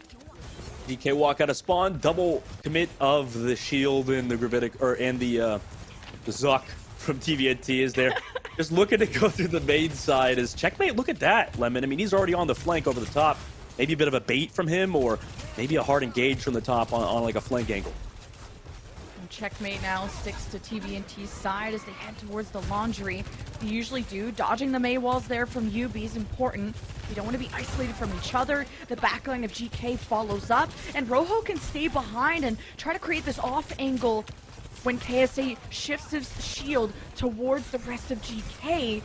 GK now can freely move towards that building next to the point, and Quartz on the high ground is still uncontested, and GK took too long being out in the open trying to figure out what was next. Well, Quartz is going to tell you what's next. It's the end of the fight. Oh my gosh, that's always terrifying to see if you're GK, because if Quartz is warming up like this, also TVNT just getting hard staggered by the likes of Twisted Minds, who now want to go forward for more potentially, but a nice Maywall Checkmate could save them back towards the spawn. But already a minute and 30 seconds off the clock. Nice railgun shot from Quartz there amidst the fight to give Twisted Minds the win. He has been such an important win condition for this team. Yeah, GK had a slow push towards the point and waited for just any opportunity that they could strike out of Twisted Minds, looking for any mistake or maybe a May being out of position. But Quartz has the overclock, and he's just taking pot shots at GK, who are crossing, and well, I guess they get cut at the heels. UB with a crazy headshot on the land-in stifles any chances that GK have to win this fight, and now they're stuck in laundry. And Twisted Minds may wall them in. Speedy thinks he's forced to use the sound barrier. And TVNT fluxes to try and turn this fight, and it's not that bad of a call. GK now invests the Blizzard. Landon will be back soon. Kelix is frozen, and you kill Quartz. Kelix has to be next. He could pop the sound barrier and maybe help Twisted Minds, but the UB Blizzard might have done enough. GK come out ahead in numbers as Landon is backed with the Amp Matrix to protect themselves in laundry. The ice block from UB. He might have a Maywall. Teenage is going to close as he can. Kill confirmed. GK go to the point. Well, they won the fight. I mean, this is in typical GK fashion as well. The clutch with ultimates. The Maywall by Checkmate's huge onto KSA, but nobody's there with the follow-up. Now Twisted Minds have a recontest. Now that'll be the second tick. KSA jumping in with the flux, barely dodging the accretion. And no ice block from Checkmate, but Immortality, that keeps them up nonetheless. But with Quartz on this off angle near the Metro side, this is tough for TVNT to handle. He can only put his shield at one place, and clearly the biggest threat on this field is Quartz. And Twisted Minds, pick after pick, deny the third tick from GK. And they're staggering Landon too. I mean, this all comes down to that fight in laundry, like you said. Now they've gotten no ultimates in this fight. Sure, they're giving Landon amplification matrix, but it's already last fight territory. Some more members of GK have shown up, and if they get picked, it's all over. Oh, 30 seconds left. GK, I like that they're not hesitating as much with ultimates. Even if they lose the fight, it's better to try than to die with ults and not even have a fight to use them in. So this will be the last opportunity for GK. They gotta cross. They gotta make sure Landon lives through that cross as well. And now UB's in trouble. He's ice blocked. TVNT around him. Ooh. And Checkmate had to sacrifice his life to throw the Blizzard down, and it's up to Rojo to save this fight. And he's got a lot of space to work with. Twisted Minds are dismantled, and GK unlocked the payload at the last second. Oh, I thought it was all over as soon as Checkmate died early to Kelix. It was traded back, which gave GK that point. They committed Amp, Blizzard, and the overclock in that fight while Twisted Minds were not winning in that ult game. And you said how they at least are using their ultimates in previous fights. That definitely is a good call, because now into that last fight, GK were able to regain in terms of ult charge, just building them up so fast through their sheer amount of DPS. CVNT grab Flux. It's the one ultimate you gotta worry about. KSA's gonna get low, and Twisted Minds don't know if they want to give up Bridge. KSA trusts his team though. He's brought back to full health as CVNT can still try to gap him, and Rojo with the headshot is a good burst to deal with KSA, and Twisted Minds didn't disengage fast enough. They were so confident that they could win the fight. And Quartz takes one down with him, Landon gone. This could be a difference maker as GK move forward. When we said that Rojo's going to have the game of his life, and truly at this point he will. 1 minute and 23 seconds left. We have a bit of a pause, so both teams kind of figuring things out. At least for Landon, he died before both Surmajet and Kelix. So that could be at least a benefit moving into this last fight, right? They have time to get Landon back out of spawn, bring it back towards this fight. But really, this last fight is going to be a lot on Rojo. I know Landon has been very consistent in the kill feed, but, I just don't think there's only so much you could do on Baptiste, right, Lemon? I mean, you get like 1 kill, you could play partial DPS, but at the end of the day, you're going to need your Sojourn player to hit those railgun shots. And in the clutch, Rojo has been doing it. And I think Quartz is setting his sights a lot more on Landon, which is interesting because Quartz made the Sojourn gap so evident in the upper final, but realizing that, okay, yeah, he can win his 1v1s, but what really can secure the fight win is dealing with the supports, especially a Baptiste. So yeah. And what's important, and I mentioned this, Landon is dead right now. And the respawns from Twisted Minds, I believe, should be getting back before Landon does. So Speedy's at 99 for sound barrier. So this needs to be an important call made by Speedy to use the sound barrier early to buy time for Landon to get back. Or else, GK, this is going to be some momentum lost. Yeah, exactly. I mean, they've got to maintain this. There's I think about 1 minute 23 left on the clock. I mean, you could go for a fast fight to get a Riga test, but the spawns are just so far on Midtown where I don't know if you even make it back towards that point in time. By the way, there's a lot of Twisted Minds fans, which is just obvious, right? It's the most popular team, I would say, in Saudi Arabia. But I just love their branding so much. It's just such a clean look. The little brain into Twisted Minds. It's nice to see. Meanwhile, for GK's fans, I think that Midtown hasn't been as clean as it was in the upper bracket finals, right, Lemon? I mean, it's not been that dominant map that I think it was for them previously, considering Twisted Minds were as shaky here. Do you think that's more so GK underperforming on Midtown thus far, or more so Twisted Minds looking a lot better today on this map? I think macro-wise, Twisted Minds improved so much. They actually are prioritizing bridge control. They're not crazy aggressive, getting a first pick and just full sending it. That's what costed Twisted Minds Midtown last time they faced. When they would be 5v4, they would kill Landon and then rush in and actually get punished. So Twisted Minds are a lot more measured on these approaches. We're unpaused. Keep in mind, Landon is not in this fight. So, Twisted Minds, do they know this? Do they want to take an early engage? They're a little bit worried about this bridge control from GK. I like this approach from them until they get Landon back, and he might be there soon. So GK, though, as soon as they drop from the bridge, it's a Gravitic Flux from KSA with a Blizzard from UB below, and that's an important sound bear from Speedy and a Maywall from Checkmate to protect themselves. GK survive a wave of ultimates, and the Landon bridge amp matrix scares Twisted Minds into using a sound bearer's Quartz, denies the bridge with the overclock, but he jumps up into the sightlines of Rojo. A few more meters to go, and GK want to cap it. Twisted Minds are contesting as much as they can, and Rojo up against Surmajet hits the body shot at 25 HP, does the dirty to UB, and GK cap point B. Rojo is an absolute legend of the game today. Close one with Surmajet down below, but this guy has been consistently popping off when he needs to most. Quartz with the overclock was about to kill basically his whole team. Found Landon, like you said, he's been a big target of him. And, unfortunately after that was shut out immediately by Rojo. GK are going to be at a time bank disadvantage, so this needs to be momentum that they carry, and they caught KSA off a bad respawn.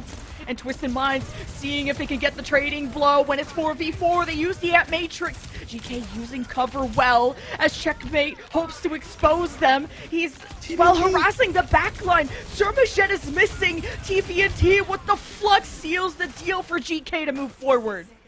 That was such an odd space to fight for Twisted Minds. It was too much cover for them to be able to get kills with the Ant Matrix. You will have a Blizzard for this next fight, but that was great work from TVNT. The whole roster is just stepping up right now.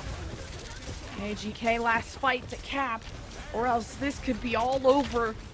GK close to Blizzard, Amp and Soundbear versus Blizzard of UB. Twisted Minds, knowing this Ant Matrix is coming up, playing at the end of the point, trying to be in cover. GK pushing their luck. Blizzard from Checkmate as soon as Twisted Minds comes out, but UB was ready. He throws down his as well. GK in no man's land used the Sound Bear to just out-sustain, and Quartz at 55 HP knows he has to make some waves, and GK shut him down. And UB contests, but for no longer. A few more meters, 3 left from Twisted Minds. GK don't have a tank. TVNT will be back on emergency Doomfist, and the respawn advantage is too strong from Twisted Minds. And a couple seconds left. GK, the box at the end of the map is there. And there's a recontest from Checkmate and TVNT, but they don't have the firepower without Rojo here. And Quartz swapped to the Tracer to end it all, and Twisted Minds take Midtown and lead the series 2-0. That was close. I mean, Twisted Minds came back. They lost members early, but it was too much resources pumped into those DPSs, resulting in TVNT eventually falling, and once he went down, it was just all over. Since then, Twisted Minds today look a lot better. Maybe have wrapped their minds around this map in particular, considering it wasn't their strength previously. Today looked a lot better. At moments, GK had really, really good timings, incredible mechanical prowess. However, Twisted Minds, through just sheer amount of team fights, macro, and then ultimately just great May play from UB, I think eventually they came back and won what was kind of a weaker map for them. This has been a lot more competitive of a grand final compared to the appetizer that we got from the upper final between these two teams. Both of them improved, but also a special shout out to Rojo, who I think has really stepped it up against Quartz. He's marking him well, he's contesting, but KSA's values on the flux have been so good. GK's macro is good too. When they were missing Landon in that point B fight, they disengaged to the bridge and aren't afraid to play passive, and they're a lot more smart about kind of dialing things back. But Twisted Minds, the clutch gene was what really sealed it all at the end. Yeah, I mean, I like how, we're consistently talking about how GK is playing better today, but, it is pretty funny how in the upper bracket, they won this map. So it's interesting enough that Twisted Minds are, I guess it goes to show how good Twisted Minds are, that even though GK are playing better, it doesn't matter because Twisted Minds are up 2 in the series compared to where they were before, which that only puts them 2 maps away from winning this whole dang thing. And, obviously for Twisted Minds to continue their streaks, to continue their legacy in the Saudi eLeagues, to be as dominant as they have been throughout the competitive scene for the past year, I mean, this has been an incredible 2023 for Twisted Minds, and I would say Saudi Arabia as a whole. Yeah, Twisted Minds, I mean, they seemed destined to win the grand final. They didn't drop a single game in groups. This whole upper bracket final has been smooth for them. They've only dropped 1 game to GK, and we knew that these two were gonna be rivals. We knew that this was gonna be a rematch, and GK knew that they were gonna have to absolutely peak when it comes to performance in order to just make Twisted Minds sweat. And I could see a little bit of sweat out of Twisted Minds, like UB versus Checkmate, those blizzards at the end. UB getting that blizzard down to stop GK's momentum was another, like, a fight-winning ultimate, or at least fight-stalling ultimate. And what Twisted Minds being able to stall at the end is what won. The respawn advantage. You gotta win these fights quickly if you're on the offense, especially if you start losing people, and GK just couldn't close it out fast enough. They couldn't. And, maybe go back to the drawing boards a bit, find a map pick that works for you guys, because it is getting better and better as the series goes on. I would say the only kind of weak points right now thus far compared to their first matchup is, Speedy maybe not doing as well as you would like him. And then also, Checkmate's been really good with the utility, but I would say his individual mechanic game has been a bit harder today. They're not really giving Checkmate a lot of room to work with. Well, GK have a lot of room yet to go because they got 2 maps to come back on. It's 2-0 for Twisted Minds. We're going to head to our halftime break. When we get back, we'll have GK's choice of map.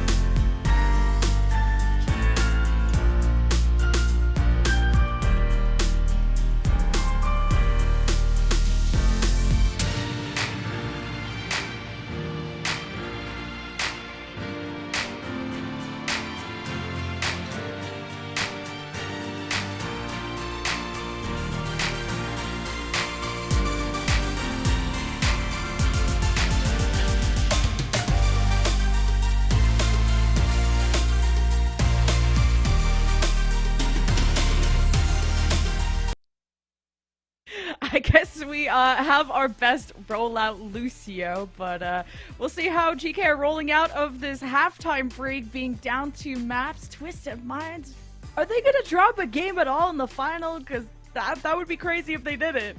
They might just not. I mean, they've done it before where they've just straight up sweeped an entire tournament, you know, as a team. So it wouldn't come as a surprise necessarily. What would come as a surprise is GK not fighting back, right? Because in that map in particular, I think we saw a lot of life out of them, even though they still lost. I think at moments as well for Twisted Minds, Quartz was a little quieter than usual. So maybe this could lead to a momentum shift if we're going into this third map.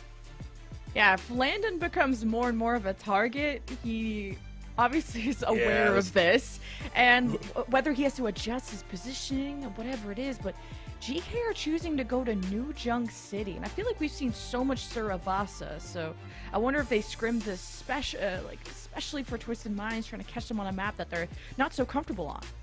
Yeah, this might be a good pick for them. You know, obviously we've seen Twisted Minds do well on pretty much every flashpoint thus far, so I wouldn't necessarily say there's a direct weak point here, but like maybe you're right. New York City, the overall time in could be a factor, as well as a lot of things. And maybe on the note as well with Landon kind of being the target focus of Twisted Minds, I mean, realistically, there's not much you could do as a flex support if the other team just decides to kill you, right? Like, it's just, okay, I guess I'm just the target focus and they're spending their entire time trying to kill me. But if it works out, like, you might as well keep doing it, right? I'm sure Landon's getting frustrated. I don't know if there's a lot of positional things he could do because he's got to stick with this team, make sure TVNT is alive, and you at least always have to stay within a certain range to do that.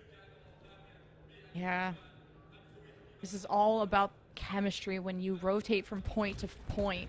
And with New Junk City, I feel like there's more potential to cut off those rotations and to get sometimes lost. So Twisted Minds, they've been so good at playing together. I mean, they have that chemistry, obviously, from the Overwatch World Cup and scrimming that long just for that.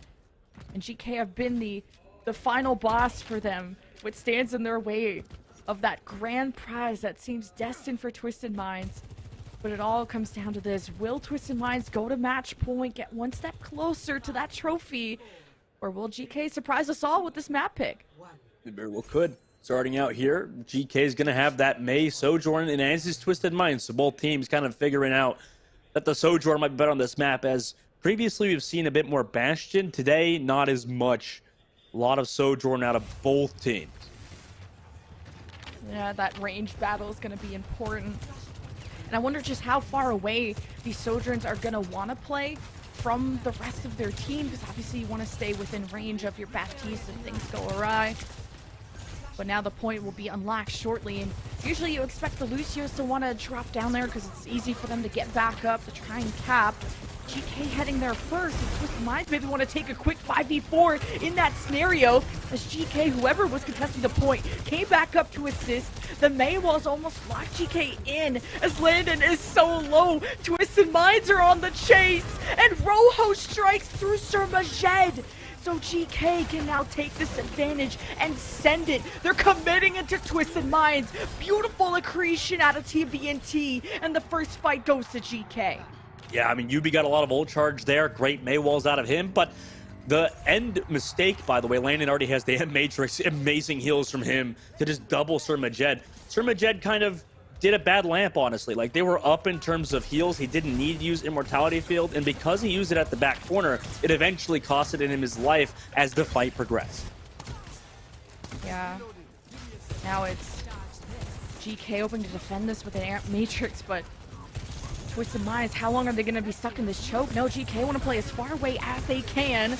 The Mei wall comes up, but it's not a full isolation. Rojo yet again with the first blood. It's just clutching up for GK, but didn't get enough heals. So Twisted Minds are not out of this yet. The Sound Barrier, yeah, in a 3v4. Twisted Minds thinks it's clutchable, and they're absolutely right. Quartz dodging out of the rest of the damage. Speedy and TVNT with the late ult investment, going toe-to-toe with Twisted Minds. Sir Majed good dodge on the accretion as he's still trying to use his Amp Matrix to deal with TVNT, and Calyx is tossing him around. Twisted Minds end up on top. Uh-oh. That could be a momentum flip. They just tried to clutch up there, even though TBNT and Speedy were both down in terms of teammates. It's super unfortunate now going into this next fight where Twisted Minds could absolutely snowball it. Could be. Grab Flux from KSA. No barrier to worry about this time. How much of a dent can he make into GK? If there's no Blizzard to throw underside, it'll be Checkmate to try and slow down that push out of Twisted Minds. UB goes for the fake teleport play. Forces GK to just counter-rotate around, but GK is wasting time that Twisted Minds is benefiting from, and Quartz with a quick overclock catches Rojo out in the open, and the Grab Flux is too much. Quartz is an unstoppable force, and GK throw a Blizzard that no one can really benefit from. But I guess it was last fight for the points, so you gotta do something. Twisted Minds take point 1. And that's the Quartz we know and love. I mean, New Junk City seems to be his playground at the moment. Overclock, railgun shots, got a collat through Speedy and Landon there, I believe, towards the end. So beautiful job out of the Sojourn player, right? It's the Kai mentality. Just click heads, and Quartz does that best. Twisted Minds on the high ground already. And they're not playing close to try and hold these chokes because they got an amp matrix and they want as much space as possible. They're drawing GK onto the bridge, and a good Maywalk from Checkmate buys them a few precious seconds to disengage from that situation. Speaking of engagements, Yubi on the Symmetra can give them opportunities to approach, but Rojo jumped up at 15 HP. That's an easy shot for Quartz to hit. And now with the one-man advantage, Twisted Minds don't feel really challenged to need to use any other ultimates. And TVNT is trying to run. Twisted Minds want more kills, but they don't want to take any more risks. And I'm worried if I'm GK, right? I'm sure Rojo is a very momentum-based player, and right now he's losing a lot of that to Quartz. Oh, Yubi is down. GK are turning this fight. The Amp Matrix forces Twisted Minds to rotate to the point. Good ice block from Checkmate. And well, KSA is just all by himself, so he won't be able to defend it. Yubi's Photon Beer, I don't know who that's helping, but I guess Surmajed is nice and safe into the corner, but with Quartz off to the side, Surmajed can't connect with anyone, and GK are back in the driver's seat. And this is a very crucial point win, and that's where we're getting a bit of a pause. It always seems these pauses come out when things are really close, but I'm sure it's a technical pause at the moment as teams figure out what's going on there. But Checkmate to get that opening kill, that's what we've seen out of them in the upper bracket. And then also yesterday where Checkmate was consistently finding a lot of that damage, building up towards those blizzards first, and really was a turning point there for them. So if they can win this point, gain some of that momentum back, I could see them kind of reversing New Junk City, especially when the other side, right, running that Symmetra Sojourn instead of the May. I mean, you're a big proponent of that there, Lemon. I mean, what's the reasoning behind it? It seems like it was working a bit, but after swapping to it, it's not been the best for them amidst these neutral fights.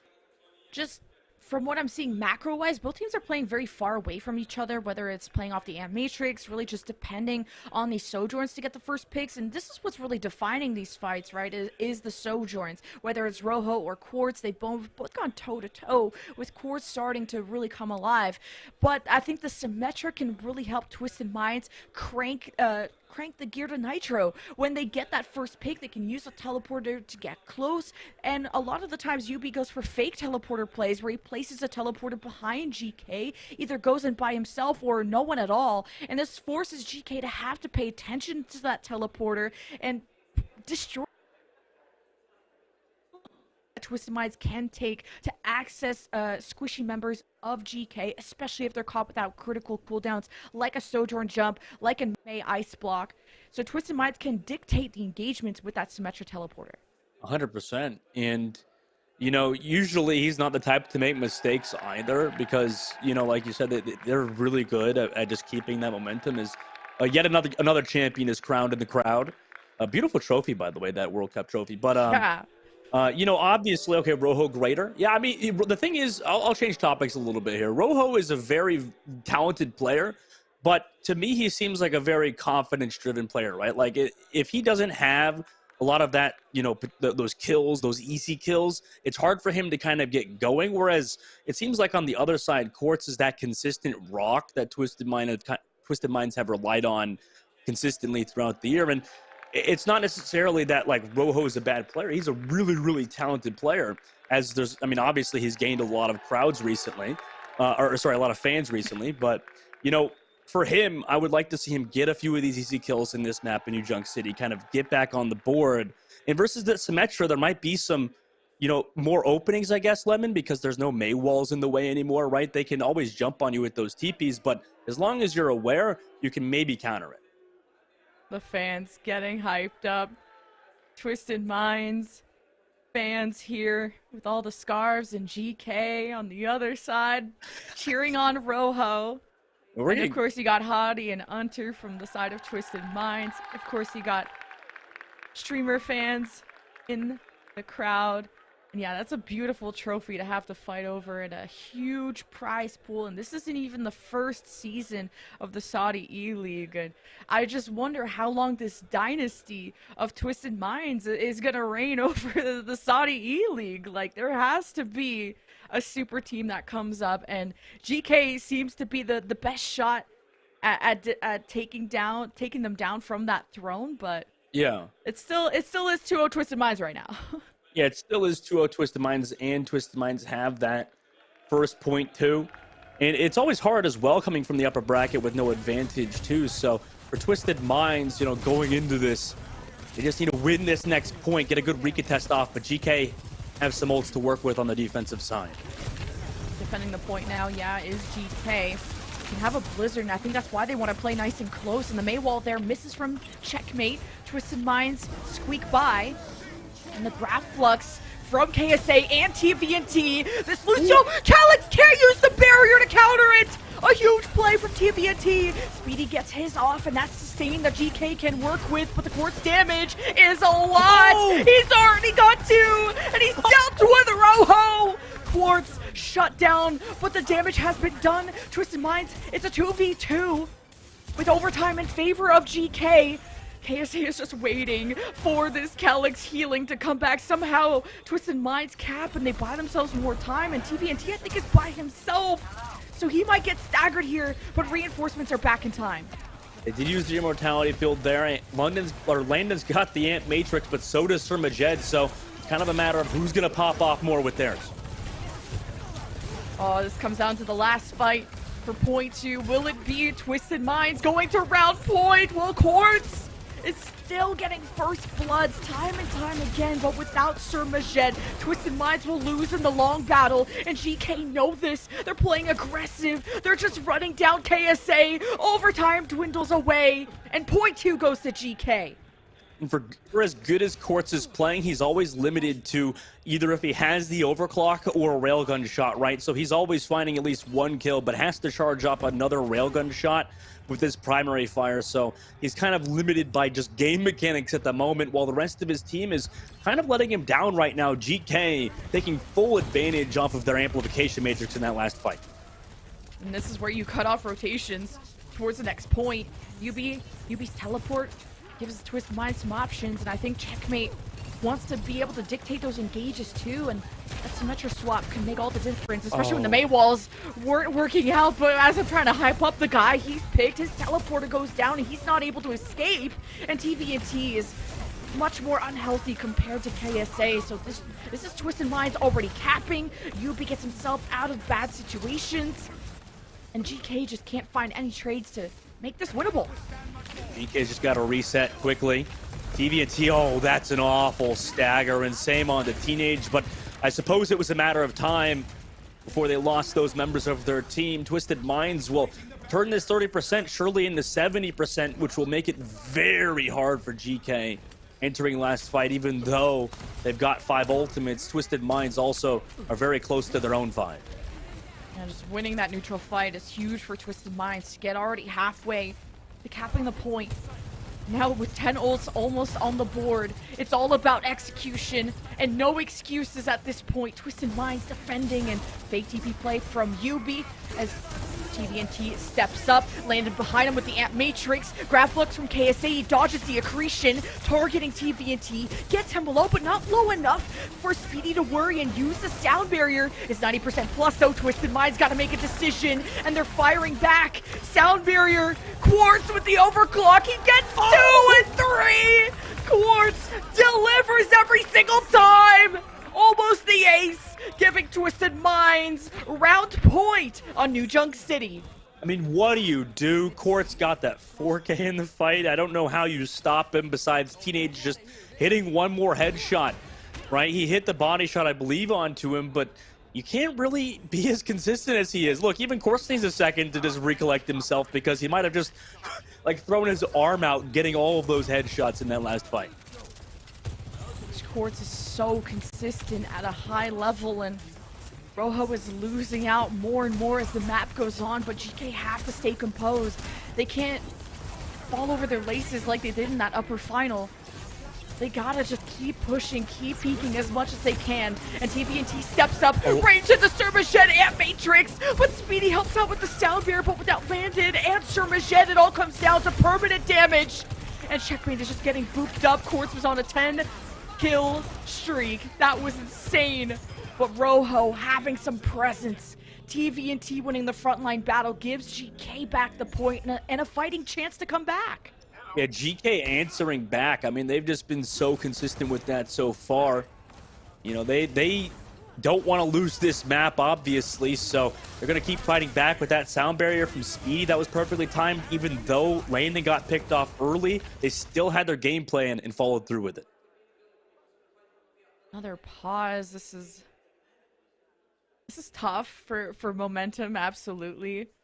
But looking at the ultimates, it gives them some time to think about what the next move is going to be, where mainly GK seem to have some good ideas, especially off of the Blizzard from Checkmate and TVNT on the Sigma. It's interesting that Checkmate has gone back and forth between the Symmetra and the Mei, trying to figure out what's going to work best for them. Yeah, I think, honestly, just straight up, Yubi might be a better Sim player than Checkmate at the moment. Checkmate's a really, really talented player overall, and I think he even has the edge on Mei over Yubi, so Yubi's a really, really good Mei player, by the way, so that is very, very... It's hard to understate, I guess, that matchup between these two players, where this is like top 3, top 4 Mei players in the entire world. So, you know, this kind of slight buffs that you'll take just by making those swaps are going to end up being a big deal. And I guess it's just a matter of poking and prodding Lemon, where they're kind of deciding what is better. Maybe it's point dependent, right? Because this is more of an inside point where the Mei works a bit better. And obviously in that situation, it worked out for them because they lost Landon early and were able to go in, get some of that ult charge. And I would go as far to say as Blizzard is a better ultimate than Photon Barrier, depending on the point. And I think Checkmate got picked when he was on Symmetra and just realized that he can't go for the same fake teleporter plays or anything with just how quickly Twisted Minds kill the teleporter. And if your whole team doesn't go teleport with you, or if Checkmate does a fake teleporter play and then he doesn't have a way of escaping, that ends up being an into situation. So I think Checkmate realized that he couldn't get away with that. Like, Twisted Minds have scrimmed against Sims so much, they know what to expect, and I think Checkmate can give himself a better fighting chance when he can play with the team more as a Mei. And TVNT has Graflux. He's 75 on Graflux with Calyx 50 at barriers, so that could be an important win condition as well for GK.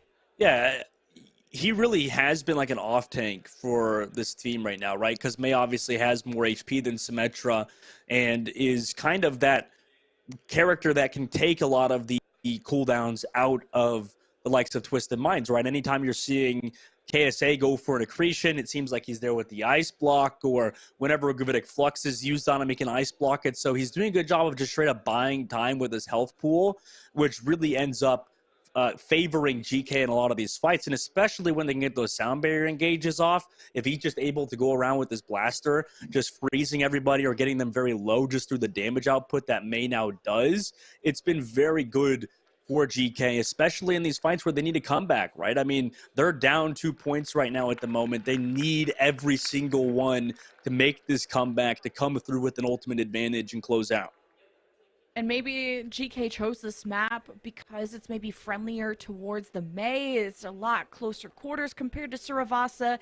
And Checkmate just locking in the Mei hasn't been able to get those isolation Mei walls as he would have hoped. But clearly Twisted Minds aren't uncomfortable on this map. They've won it many of times at the Overwatch World Cup. And clearly when Quartz is hitting multi-kills every single fight with his overclock, or every time he does get overclock, makes it that Twisted Minds are really dominating New Junk City. Yeah, I mean, Flashpoint in particular, I guess, is just kind of a pick your poison situation with Quartz and with any hitscan player that's as good as he is, right? It's just always going to be such an open, you know, kind of playground for them to do whatever they want. And he's obviously been taking full advantage of it. Meanwhile, on the other side, Rojo is looking for his moments, getting in his timings, right? A big factor in maybe Quartz being alleviated at points, right? At least with this upcoming point, right? We saw in that last fight, he was looking at somebody that was hiding behind a wall. I think it was Speedy. And even that split few seconds that he was distracted where he couldn't get those kills with his own overclock resulted in GK taking advantage of it, right? They were able to eventually jump on him, then get his attention, allow that person behind cover to come back and regroup with their team and just counter him, right? So if you can just realize that it's always hard, especially because Railgun one-shots you, but if you can realize he misses maybe a body shot or misses a shot entirely, you can change his overall positioning and the direction he's looking at to maybe take advantage of it. We're back in the game, unpaused with GK, still controlling the point and really building good ult charge. TVNT poking and prodding at KSA gets him so close to the graph flux, and without Calyx having the sound barrier, I wonder if GK know this. I mean, TVNT's getting hit by an accretion though, but Yubi's on the flank with the teleporter, forces Landon to turn around, gets the kill. TVNT with the grab flux, but Calyx built barrier in time, and that is clutch. But with the blizzard on top there from Checkmate, Twisted Minds are all locked up. And KSA's grab flux only made a small dent, but it's something that the DPS of Twisted Minds could work with. 99% to GK. Twisted Minds flip, but it's quite a gap that they gotta close in the score. Overclock versus overclock, beat versus an amplification matrix. It's now or never if you're Rojo, right? They don't have support ultimates to stop you while your Lucio does. If speedily dies early, though, to Quartz, that could also be massive. This is going to be last fight territory for GK, so a lot of pressure on them because they could potentially lose the map here. They could. Twisted Minds had KSA isolated from the wall, gets hit by an accretion, but as soon as the wall comes down, Landon didn't expect this. Quartz is constantly picking him off. The sustain is made up for with the sound barrier of Speedy, and now the overclock of Rojo is saving them, but he had to deal with the immortality. So Surmajed stops him in his tracks, but GK have hustled more than enough in this fight. It's 99-99 and 2v2 on the point. TVNT comes out on top in the Sigma duel, and Calyx can keep the overtime wick burning. I'm not sure how far reinforcements are, but Calyx is gone, and GK are about to win point 4. Twisted Minds, though, have now a Somber that's contesting. Yubi might be hanging around, but that is all she wrote. We decide this on a final point of New Junk City. Yeah, I'm sure GK's fans' hearts sunk there as soon as Landon got picked, but Speedy has been really one of the top Lucios in this tournament. Perfect sound barrier re-engaged, now 50% towards another. Nearing Calyx's ult charge too, so this guy might actually have been the best and most impactful Lucio player thus far. Absolutely, the timing of these sound barriers have been big, even for Calyx with the flux, so GK, speaking of that flux, it's going to be a battle of those two ultimates between KSA and TVNT, with Quartz dropping to almost 1 HP. It's facing off against Rojo, and charged rail shots available. But it's just checkmate. It's GK trying to protect this point as much as possible, and Twisted Minds now have their backline accessible, and Calyx and UB fall, and GK have an Amp Matrix to work off of, and it's a full and perfect team wipe in favor of GK. I was going to say, GK kind of had the positional advantage there, having TVNT towards the point. Twisted Minds were kind of stuck at one piece of cover around that right side. Landon, however, did use that Amp Matrix, so Twisted Minds will at least take that with some advantage going into next fight, as they're building up the overclock, sound barriers, and gravitic flux. This is going to be a lot of ultimates invested in this fight.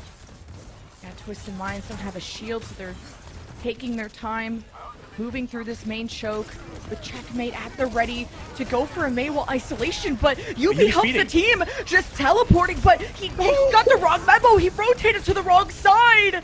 And now all the ultimates come out of Twisted Minds, but against the late Soundware of Speedy, Checkmate with the Blizzard. Twisted Minds hope to escape. No one is frozen except KSA. And it's up to Quartz with this overclock, the charge whale shot, the ice block from Checkmate as Quartz knows he should be able to win this, but the boot from Speedy pushes Quartz away, and Speedy gives him the backhand. And GK are at 86, and they're looking to flip this point, but Twisted Minds just have more numbers to be able to control this for now. You can tell how high pressure the situation is right now. Checkmate swapping over to Tracer. By the way, back over to the May for a quick movement ability out of spawn. But Landon missed an immortality field onto Rojo, who was falling from that gravitic flux. UB got picked earlier, so both teams making mistakes at the moment. It's getting dicey in this lobby. And this is the last point to decide if Twisted Minds go to match point or GK stay in their shadow. And it's with the overclock of Rojo getting UB so low, and the immortality keeps KSA up, but Rojo smells blood in the water and he heads to the back, and UB can't sustain. And Twisted Minds drop at 85, and GK have a few more seconds to defend. Calyx is staggered. He's not able to touch. GK take New Junk City. Oh my god, GK ain't out of it just yet. Ooh, that was so back and forth on both sides. Coaches obviously immediately talking to some of their players to figure some things out, but Levin, Kiwi, we have a game on our hands. The grand finals of the Saudi eLeagues has been exciting. GK lost this map previously, or lost this flashpoint previously, whereas they did better on Midtown, so maybe you thought things were going to be a bit harder for them here, but we talk about Rojo. I think this guy has been a major star player for this team, Lemon. I mean, he has been so consistent in the clutch situations, whereas Quartz overall has been, I would say, better. It feels like whenever their backs are against the wall, when GK needs just a few kills, he manages to get them with his overclocks and reel them back in. Yeah, that final poke war going in favor of GK, with Rojo getting the confidence that he needed to jump into the back TPNT better than KSA, man. The GK fans are starting to yap in the crowd, and a well-deserved win out of GK coming down to all the way to 0.5. We have said that this series has been competitive. GK have been in their shadow, like round on cost to Midtown almost being at the end, and Quartz having to get multi-kill out of, and after multi-kill, just take this winnable for GK finally get a map win after just being slow so long. Yeah, these are the moments that you live for as an Overwatch pro, right? I'm sure all of these guys on stage right now, their emotional receptors just must be maxed out, right? I mean, the endorphin levels are peaking through the freaking roof. So, you know, realistically for GK, if they can keep clutching up in these situations, even through all of this pressure, that bodes well for them moving forward. However, at the end of the day, Twisted Minds are up in this series 2-1. They get this next map pick, Lemon. I mean, that's going to be big, considering I'm sure they've scrimmed GK a lot in the past and are understanding where the weaknesses lie. Twisted Minds obviously have to decide that together. Twisted Minds getting to choose what escort to go to. I think Route 66 is always a solid choice when you have a really consistent and dependable Sojourn who can control the top saloon. And Twisted Minds didn't they full hold GK last time they went to this? I gotta double check. Yeah, they did full hold GK on Route 66 on that map 4 or map 5. So I think that would be a good choice for Twisted Minds. Yeah, we are going to push. So darn. It's the thing is that it's like either you're going to, what is it, Esperanza or New Queen Street have been like the two picks, right? Consistently. Oh, New Queen Street is good too, because they also full capped and did a speed run on GK on that map. So the two last maps have been really tough for GK in terms of game modes. I think that like today, more so than any other, has kind of proven that previous records have really kind of gone out the window. So because like especially yesterday where GK played this map, right, Lemon? I mean, you said how on New Queen Street it was very surprising to see GK full cap themselves versus F16, considering that happened to them. So maybe things are are out the window at the moment, right? This is the map where you feel comfortable taking GK2 is going to be New Queen Street. However, at the end of the day, you know, they could still go to any other map, understanding GK could have maybe had a bounce back game.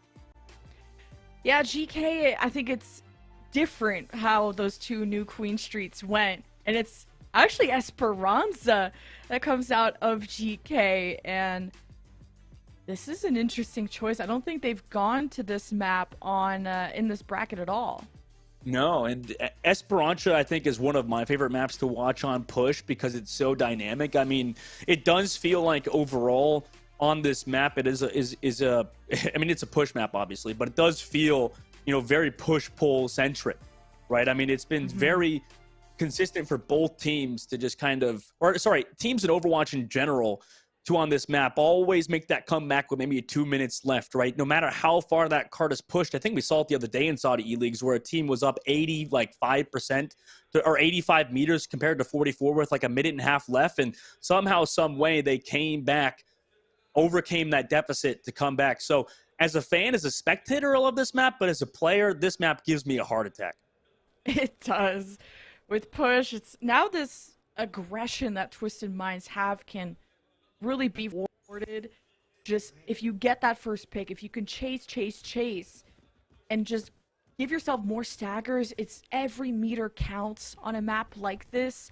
And I think GK avoided you just because obviously New Queen Street didn't work out for them against Twisted Minds. And winning against F16 is a different approach when it was against Dive and it was a tracer gap and it was a completely different scenario. So Esperanza obviously is going to be a Sigma mirror unless KSA is cooking up something different.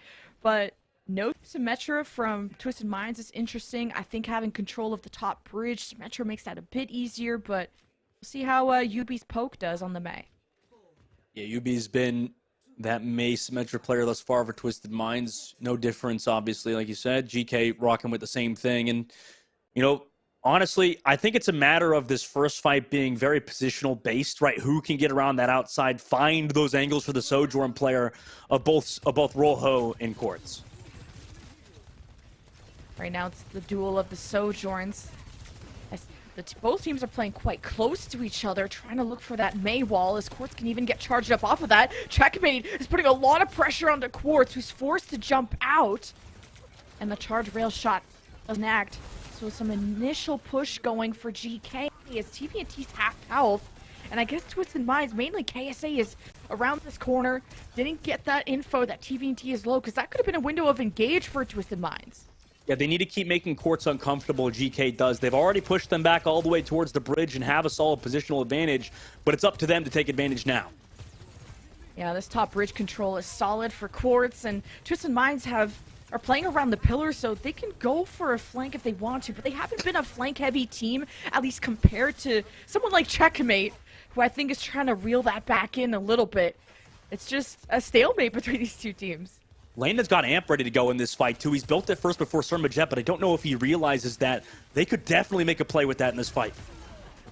Quartz has people locked in thanks to that Mei wall, but still can't get that first pick, and KSA just evaporates as soon as he gets hit by that accretion. Great timing from the Landon Amp Matrix to just hose down Twisted Minds once and for all. I mean, that first fight played perfectly for GK. They went on the left angle, Mei wall from Checkmate there. I mean, really smooth rotations from them, consistently pushing out Quartz all the way back. Yes, Quartz already has the overclock first, but that allowed Landon to get a lot of that ult charge, considering the only target Quartz really had was TVNT, which just fed the Baptiste of GK. Twisted Minds will not let themselves get trapped into a corner. A beautiful Mei wall from UB, the punish onto TVNT. And GK not, I guess, feeling like they can escape or just going to jump on the bot and die. But GK have great retake potential with the ults that they were able to build up. Teenage with a stagger kill, or Rohan with a stagger kill onto Surmajet there too. But yeah, perfect Mei wall from UB. Recon test is successful there from Twisted Minds without any ultimates is big. That'll give them an edge leading into this next fight, especially with Quartz on the high ground too. It's always going to be dangerous alongside the KSA poke. Yeah, Twisted Minds heading for the top bridge. But getting stopped by TVNT, who's going for the flux. It's an easy jump out for Quartz. TVNT getting KSA low, forces out the barrier of Calyx. As Twisted Minds are able to easily stabilize. Checkmate drawing attention towards himself because he has the Blizzard. Rojo with the overclock, barely has any health. Checkmate throws the Blizzard down and Yubi exchanges it, but it's Quartz with the 3K that stands tall for Twisted Minds and gives them back some bot control. Oh my gosh, yeah, Checkmate surely gonna go down here, but amazing shots from Quartz there. Teenage didn't get the beat drop from Speedy there either. It was a bit around the corner. Resulted in him not getting any of that extra shield that the Lucio provides you with his ultimate. So, I mean, Quartz just took advantage of that. Came back on that flank of Rojo, right? Perfect game sense and understanding from Quartz here. Now they have the Ant Matrix on the defensive hold. Oh, this is going to be tough to deal against Quartz on the high ground. The Ant Matrix, as soon as GK come out, he managed to take some shelter below the bridge and not take too much damage. So this Ant Matrix isn't going to do much, but on the other side is Rojo, who's still dueling, has Speedy as some heals, but Rojo just couldn't find cover in time. Quartz, it's just too much to handle. And with the one-man advantage, Twisted Minds are going to pressure back GK, and it's not like Checkmate couldn't really make a play. He got headshot by Yubi, and this Twisted Minds push is going to continue, including having forward spawns. My only question comes back to that fight is why would you re-peek that, right? You're getting healed by your Lucio there. You know the other Sojourn has that shot ready to go in a second. You've got no mobility, or at least I think you have mobility there. It just doesn't make sense to recontest that here because Quartz now has an overclock again, nearly 80%, which is going to be very hard to deal with. Quartz is playing in cover that allows him to easily just get away from any situation that seems dire, and Checkmate is in trouble. He's ice blocked, and is TVNT ready to step up? And at least Rojo is. Quartz is dealt with, and I think there was a support there helping, so Twisted Minds have been fully wiped at the 75-meter mark. GK have a bit of a gap to close. I will say, you know, they did use the Ant Matrix there, but that fight proved to me why Landon is one of the best Baptiste players. Didn't use the Immortality Field early, just the Ant Matrix, resulting in them getting that fight win. GK going forward with bridge control, hoping for forward spawns. Twisted Minds have a wave of ultimates that they can use. KSA flies in with the ground flux, barely dodges the accretion. TVNT is too low. KSA eats the Blizzard. Every wind condition shut down. They get to 50 meters, but that's all they're gonna be able as Twisted Minds take back control. The overclock runs out. TVNT is getting healed by Landon. Rojo has his own overclock to regain some space, so maybe GK isn't out of it just yet. Yeah, depending on how they play this corner. You just need to stall out and not let Twisted Minds get any further. The spawns are probably going to be closer for GK either way. Twisted Minds able to heal back up. It's TVNT versus KSA with TVNT in a lot of trouble. He's taking so much poke, and Yubi is behind him somehow. Twisted Minds, an important pick onto that front line. They keep the bot going. They'll be able to get forward spawns, and Twisted Minds I'm surprised they're still alive. Well, they took the robot back the other side. This is scrappy from both teams, honestly. KSA now has the robot all the way, getting some meterage. So even though that was a lost team fight, they still have that ultimate advantage going into this next one. Eventually, KSA will be found, but he's getting some much-needed time off the clock. As Lemon, we already have, 3 minutes left. GK is going to have their Gravitic Flux, but I mean, Speedy with this sound barrier is going to have to be big coming up. Maybe they can get some stagger kills, which it looks like they are. Oh, this is so close. 32 meters is what separates these two teams. And that's a big win for GK to get the bot going. Should be able to get really close to those forward spawns. It all depends on how this grab flux goes for TVNT with no barrier stopping him. Rojo goes a bit far forward here as well towards this corner. Or to get back to the fight, KSA is walled off as well. That's big. Oh, and yeah, kill confirmed onto KSA. Forward spawns activated. GK, wish they could have got more kills than just that Sigma to really carry some momentum to help them get further. But at least they didn't have to use ultimates. That was just a great Maywall from Checkmate. Yeah, perfect May wall there. Now into this next fight, you've obviously just won one without an ultimate. That gives you an edge, especially since Checkmate's coming up with a Blizzard. Okay, grab Flux from KSA, catching TVNT using the same thing, but the sound barrier difference is what defines this fight, but you'll be saving the day with a Blizzard that caught most of GK and a Maywall to lock them in. UB turns this fight all around for Twisted Minds, but it's coming down to the remnants of both teams, 2 versus 1 in favor of GK, and the lead is in sight. A couple more meters to go, and a contest comes out at the last second from Quartz and friends of Twisted Minds to deny GK to get 82 meters. Oh my god. How close this game is, right? It's an absolute game of inches right now. GK coming back, has overclock to match Quartz, so really is on both Sojourns right now. Oh, GK, they need to win this neutral fight if they want to get that lead that they thought they could, but Twisted Minds, the clutch gene is too much. The overclock from Quartz! He already got one, but Landon catches him at the window, so it's a 1-to-1 trade. A great accretion forces out the ice block of UB, and there's May walls everywhere. He can't escape, but the sound barrier of Telex doesn't connect. The Twisted Minds are down tremendous. They don't have DPS. It's all up to KSA, and he's getting staggered, but he's got all the attention of his supports. But it's just too much. Twisted Minds are getting staggered, and GK already had the block close to forward spawns. So GK, as long as they can have as many members as possible, could be getting the lead here. But they don't have heals, I believe, right? It's just all 3 of them, so they're going to have to take the edge and fall back fast. But no, somebody's there on the cart. UB is so smart to contest this last second as well. 21 seconds. This Twisted Minds go to match point, and Quartz is hoping to do so. He's 1-to-1 though. He falls to Speedy. As GK don't have the Sigma. TVT is missing in this last fight when his grab flux was needed. Speedy close to barrier. The sustain needed to overwhelm Twisted Minds, who have respawns coming back. GK have the number advantage. KSA can't contest for much longer. He's pushed off, and the Blizzard from Checkmate seals the deal. GK force game 5. Oh my god. Woo. That was... I have no words for that, Lemon. I mean, the supports of GK diffed.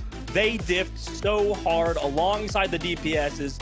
Checkmate on the May, outplaying UB of all people, right? I mean, consistently one of the best Mays in the world, but to do that like he was big. Landon and speedily living versus the DPSs of Twisted Minds to get Kelix on the wall there. I don't know what the hell Kelix was doing, but whatever it was not it. He definitely fed towards the end.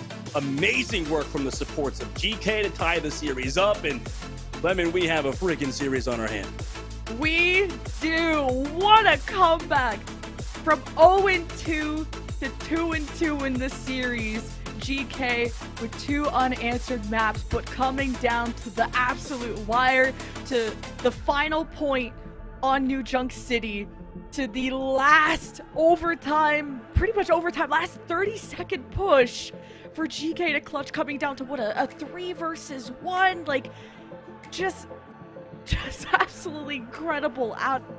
The way that they are able to instantly turn onto Quartz when he uses that overclock. The way Quartz is not able to get away with the crime that he has of multiple multi-kills to help Twisted Minds. GK making that only a 1-to-1 trade is what somehow saves GK to keep these pushes going. And I think the biggest thing too, Lemon, is it feels like Rojo is getting outperformed by Quartz, right? Like, it does seem like overall in this series, and even in these past 2 maps, Quartz has been outplaying Rojo, but still, they're winning, which is really surprising because in a meta with Sojourn where you need your Sojourn player to pop off, you're just like, okay, how are they doing this? But, you know, through sheer willpower or something of their backline of Speedy, who's been amazing on Lucio, of Landon on the Baptiste, it feels like the unwinnable is becoming winnable. And, you know, for GK to tie the series up gives them that momentum edge leading forwards. Yeah, I don't get to... I feel like to really appreciate a Lucio, you gotta go first-person POV, and you really gotta dissect the decision-making, which we don't often get to see with 10 people on the field. But Speedy building barrier in that last fight was the extra sustain to keep as many people on the field as possible, because it really came down to who was living at the end with like a 3 versus 1 with Twisted Minds contesting, having the respawn advantage, being so close to the bot.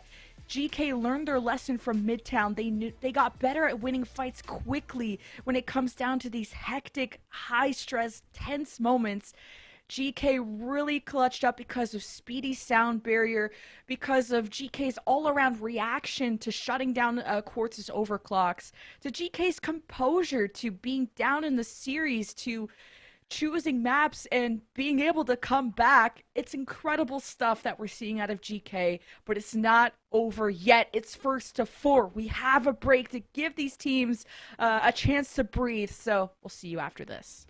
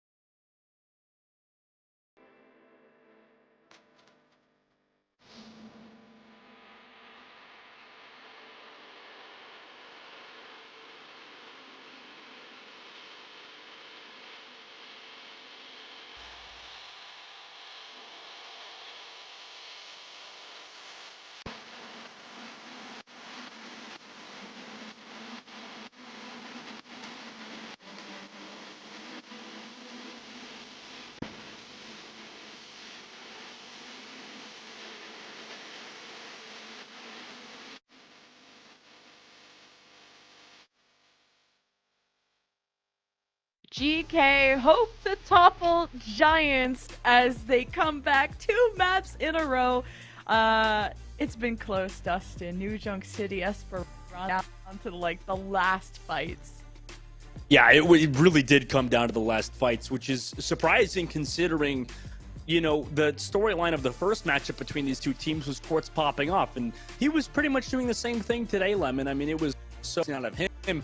However, everybody else besides the Sojourner player, and at times Rojo still looked good, really brought it back for GK. The macro was good, and it all started off that first fight on Esperanza where they flanked the left side, Quartz, and ever since then it felt like the momentum was on their side.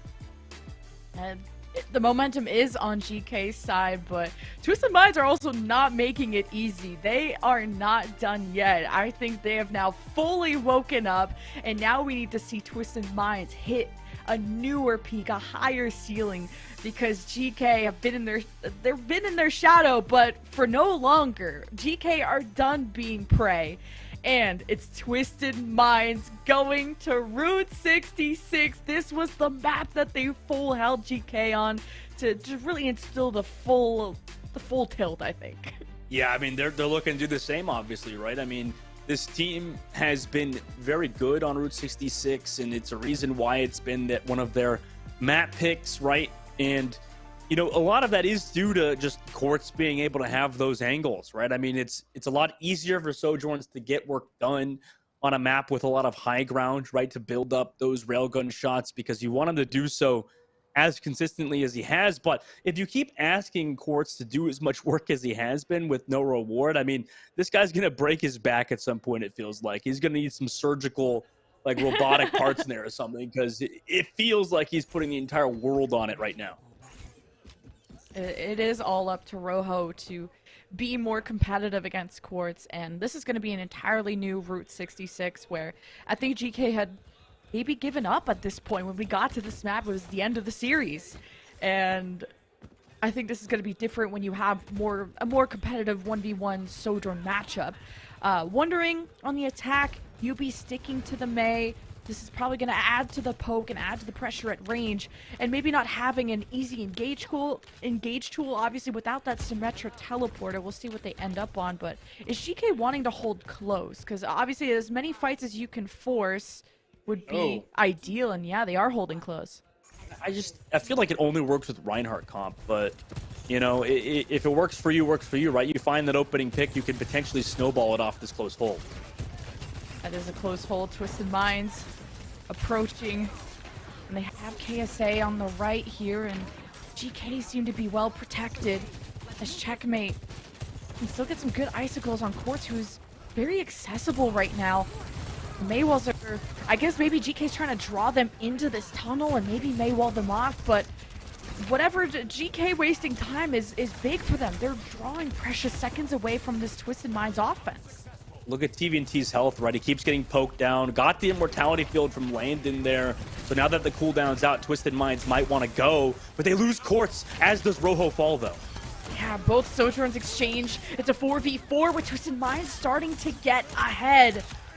But still burning it off it's better than getting full team wiped, and Twisted Minds got to probably farm up some more important ultimates with the Grav Flux and the Barrier.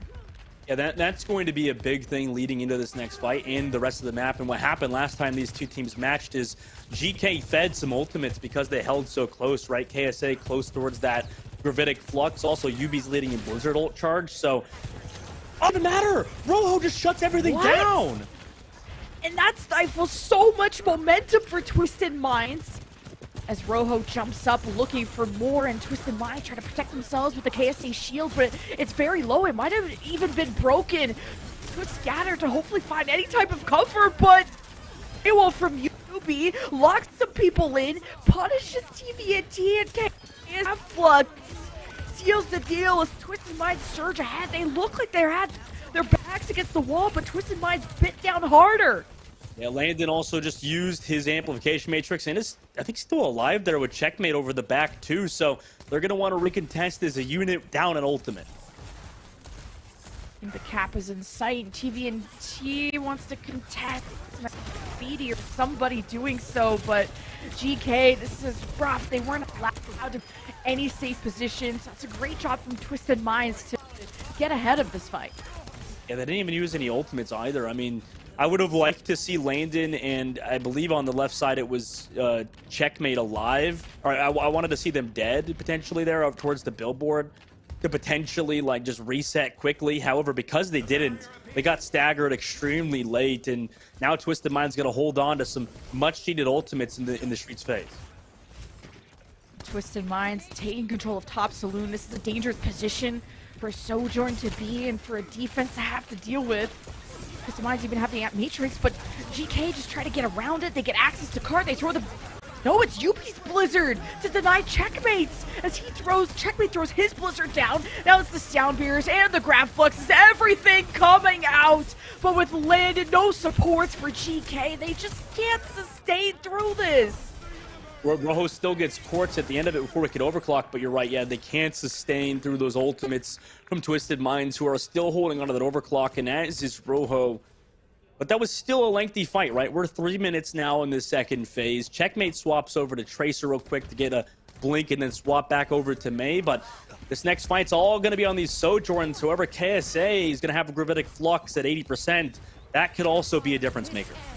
Ooh, Quartz is staying hidden. He has the overclock. He almost catches Checkmate walking into a straight line, but doesn't connect on the shot. And with the Maywall from Checkmate, this just is delaying Quartz from being able to deliver these kills for Twisted Minds. But GK are also stuck in a corner, and Maywalling up is Checkmate hoping to harass Twisted Minds from that power position. The ground flux, KSA is just dodging any stun that he can. GK playing so aggressive to take that space, as the overclock plus Amp Matrix has no value. The disengage from Twisted Minds was too good. It was, and now they could potentially go with their own, but they're still only at 70%. KSA's poked down and has to retreat as GK looked to go aggressive. Oh, Quartz, the overclock catches Speedy low, jumps on top of GK, and with 2 missing, it's going to be tough for GK to salvage, especially with no ultimates. Checkmate, ice blocking to contest. He's got to get really, really close to a Blizzard. This could save GK, but no, Twisted Minds surrounded Checkmate, and TVNT just would rather stay safe on the high ground than try to save Checkmate. And now GK are all split from each other, and this doesn't seem winnable for the defense, with Twisted Minds now throwing the Blizzard to deny any recontest from GK. Twisted Minds will be capping point B. I can see why Twisted Minds chose this map versus GK as they move on to third phase. It does feel like GK at a macro level are not playing as well, right? They just get staggered out a lot of these times and are losing team fights that I feel like they shouldn't. So for GK, they better hope they can stabilize here now on third with their own ultimates, but they're down the overclock to Quartz now. Speedy's going to have a beat drop to counter it potentially, but they're going to need some really good fights, and they're just going for quick ones. Twisted Minds hoping to see that aggression through when just running after TVNT, who's still caught behind the grab flux touch on the accretion. TVNT got the schmoves, but Kelly's had the barrier to save Twisted Minds. It's 1-1. Landon's missing. GK don't have any heals and no barrier. Twisted Minds take over the fight. GK's entire game plan is just to die on the cart here. 2 minutes left now. They've built some ultimates too and got out the Gravitic Flux from KSA. As some more staggers go through, beat drop was also committed too, so maybe for GK they could take some solace in that. However, it does feel like they're pretty streamlined here. I mean, they're just consistently running towards this payload and just dying. Oh, GK have to, well, ideally stop dying and try to turn this fight around. They throw the Blizzard right at KSA, who's frozen! Great focus fire from GK. Now no hands in TVNT's way, who can anchor this front line once and for all, and Twisted Minds know this is not a possible push without him. Quartz is late to the memo, or late to the party a bit to disengage, but he doesn't get punished. Yeah, I mean, for GK, they finally stopped the bleeding here. They try to stabilize. It's going to be very hard. They're going to need Teenage Rojo to pop off with an overclock and Landon to have a good Amp Matrix. Twisted Minds need a clean fight, and this Amp Matrix is dangerous. GK just can't deal with it. They don't have the ults to really overpower Twisted Minds. And Checkmate does a good job of trying to dislodge him from that power position, but with the 2 kills, it's not enough for GK to help. and Twisted Minds cap with 56 seconds. Yeah, that was straight up ugly from GK there. It was just game plan, go run to payload, just try to stop it from pushing. But when there was like 3 minutes left on third phase, that game plan isn't working, right? You have to take better team fights at smarter locations, and they just weren't, right? They were going for flank fights around that payload to stop it moving into third phase. They didn't even get 2 fights on third, I believe. It was just the cart pushing all the way over to the semi-truck, so I don't know. Just this map in particular is not it for GK. I would say this is probably one of their worst maps, I imagine. I don't know the actual statistics in practice for them, but it does seem like Twisted Minds were right to pick this map against GK Esports because 56 seconds left on Route 66 is a decent amount of time, considering the strategy of GK was just to whittle that time down. Twisted Minds had really good understanding of how to play Route 66. Obviously, that's why they picked the map. Just having control of the top truck. Great timings on the Ant Matrix by Sir Majed. Just Twisted Minds just really overpowered and pushed back GK every step of the way. And a lot of GK's focus has been to deal with KSA, and they've done a good job at doing so, but some minor disconnects happened from GK at point B where Checkmate would go to ice block and contest, and TVNT didn't drop, and it's you either die as a team or you hold together. You can't get disconnected like that, not playing a Mei Sig. But for now, GK come out of the doors with no close hold by Twisted Minds. You're coming out here, it's the same as we saw in the upper bracket final, strategy-wise. And why change things up if you're Twisted Minds, right? I mean, it's already going so well for you. The onus is on GK to flip the script as the card's going to cross that corner. And to get any positional advantage over here as they have to stop Quartz at this billboard side. Hey, TVNT knows Quartz is around the corner. And thought he could catch him when he didn't have jump. But Quartz punishes Speedy, who was trying to escort TVNT around. And this high threat so good from Twisted Minds. It's tough for GK to deal with. There's only so much that TVNT can shield from. There's punishes back and forth, but UB's mechanics is what's making a difference for Twisted Minds to take this first fight. Yeah, Landon's able to find Quartz on the delay. That could be something, but still TVNT is getting staggered out here now. I mean, Twisted Minds don't even need to use any ultimates, either just building them up first. Landon's finding staggers somehow. I mean, just absolutely going out of his mind, is being escorted around the map like he's a DPS on the off angles. And somehow, Subway, GK are actually kind of working themselves back into this. And somehow they were able to turn that fight, and I like that they're just taking more risks in these fights when otherwise they would have just full reset and done nothing. And Rojo's doing everything with headshots like that. Okay, KSA now has a shield up, and Checkmate's trying to get around it. UB protects his team and allows Twisted Minds to disengage, but Rojo won't let it happen. He jumps in looking for more, and GK should be able to cap here. Sorry, how is Landon this good, right? I mean, everything was found from him through the Ant Matrix, with Rojo getting the headshot off of it, able to get the few kills that were necessary to make Twisted Minds fall back and always be down a man. It was just so smooth from this Baptiste player out of GK, and I can see why our analyst desks keep calling him the best Baptiste in the world. We'll see. Nope. How that helps. Never mind. It doesn't. It does not. Of course. Just dealing with Top Saloon is so tough. I like the angles that GK are taking, but can they even escape? By the way, the G-Tac, who is missing a BAP, is over on the cave side, and they're all split from each other, and Twisted Minds denying progress. But you gotta be careful. Soundbear, Twisted Minds want to take this more confidently. They want a more guaranteed fight. And because GK was split, they really just can't unify and make this even turnable. Twisted Minds take the fight. Well, I was questioning the gravitic flux there from TVNT, but that kind of poked and prodded at both Kelix and KSA, right? They didn't need the sound barrier there, but Kelix committed it to keep his team alive, even though they were up 3 members of their team, because GK has been clutching time and time again, so he's playing a bit conservatively, and that could cost them at the end of the day. So a cave push is brewing from GK.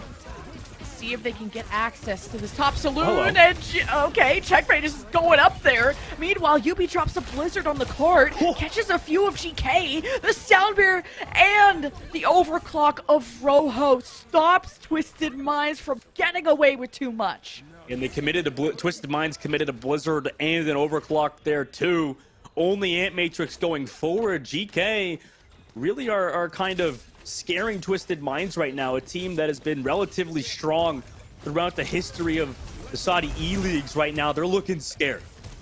Okay, that's a good Maywall from Checkmate. It splits up Twisted Minds in half. We're just going to disengage, and GK want to take as much space as possible as the Ant Matrix from Landon also scares Twisted Minds into the corner, but Quartz jumps out! A huge pick onto Rojo, and now top saloon is Quartz.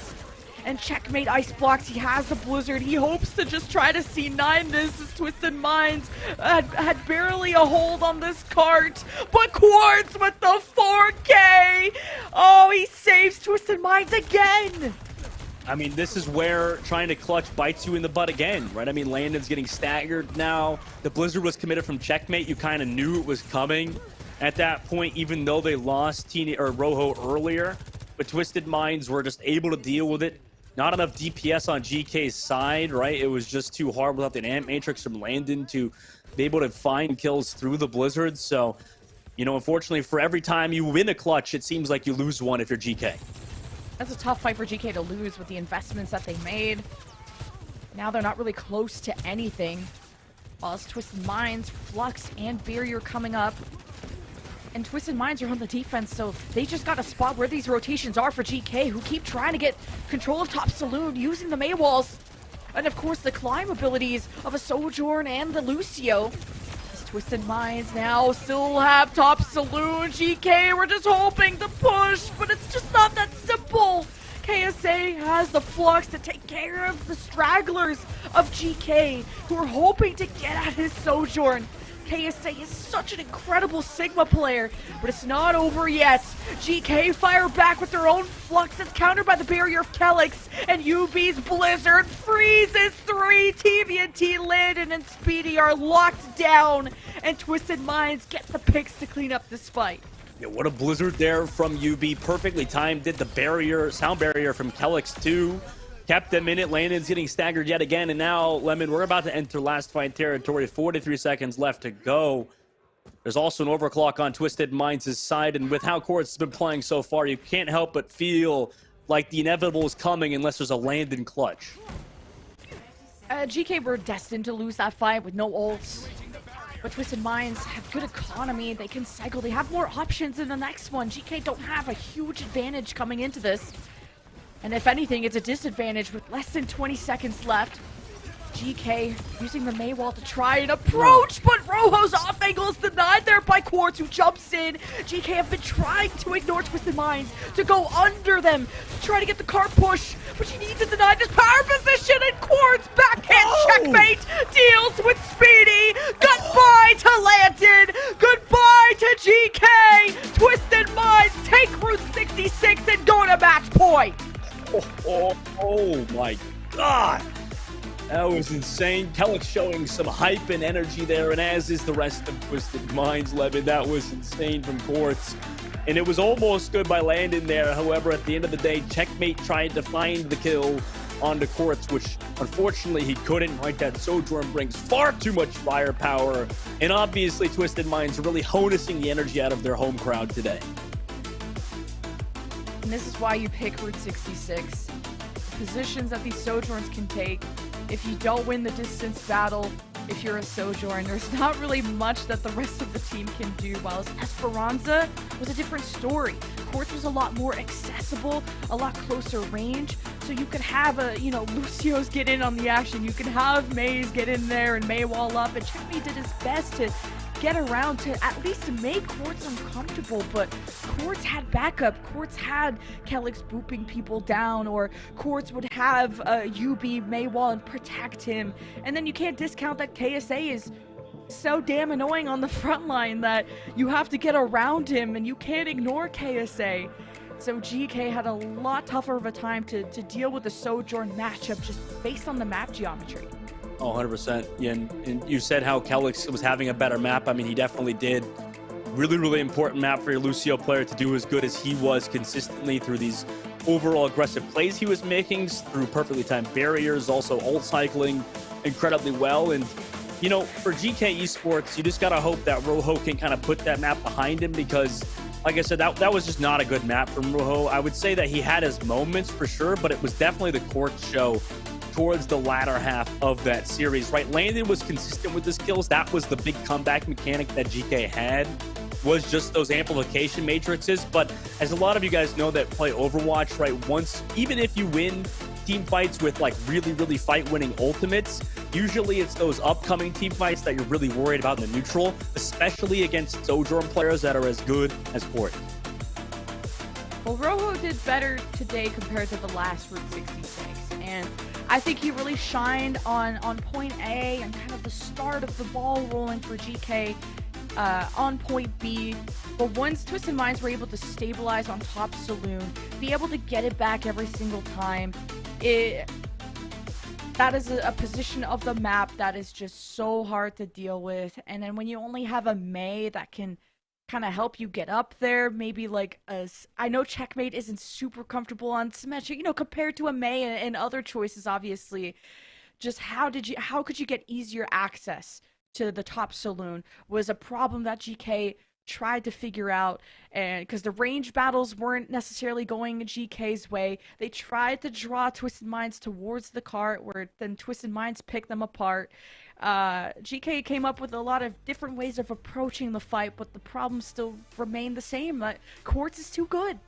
I just think they have to put that map behind them, right? I mean, it was, like you said, Quartz popping off, doing too good of a job, and they showed flashes in the pan, but overall, their previous maps looked better. And, for this team, what happened to them in the upper bracket finals, why they got sent down to the lowers, is because they never regained, right? You said after the map they did win, which was Midtown in the previous matchup, after that, it just felt like they fell apart, right? They're better than how they played in the upper bracket finals, which they've shown so far in the series. To be able to take 2 off of Twisted Minds is no easy task. So this team has shown the ability to regain. They're going to have to do so on Busan, which will be our next map. Another control map. The first one went all the way to round 3. Keep that in mind. But Twisted Minds have come out on top on both times they've gone to Samoa or a control map, which can really snowball. The game type calls for just how important the first fight is, especially with the Sigma composition, how you're able to defend this, especially now that we start on Mecha base. Whoever wins the first fight has such a big advantage. And, maybe these teams should look back at a Lemon Kiwi VOD on Twitch, to kind of see. I was watching you play this map or yesterday, Lemon. I think, at point 3 was pretty good. You hit some nice sleep darts. I think both Landon and Sir Majek could take some. Yeah, go Ana. Go on. Yeah, that would be a crazy swap if we had Ana at this point, right? Neither of these teams play Doomfist at all, so that'd be crazy. Yeah, only when they have to recontest. Got a quick tech pause here. Definitely expecting the Maze to return. Some Symmetra play is seen on Mecha Base because there's 2 opposing high grounds that are really dominant near the point of Mecha Base. One on the bridge and obviously one on the main platform.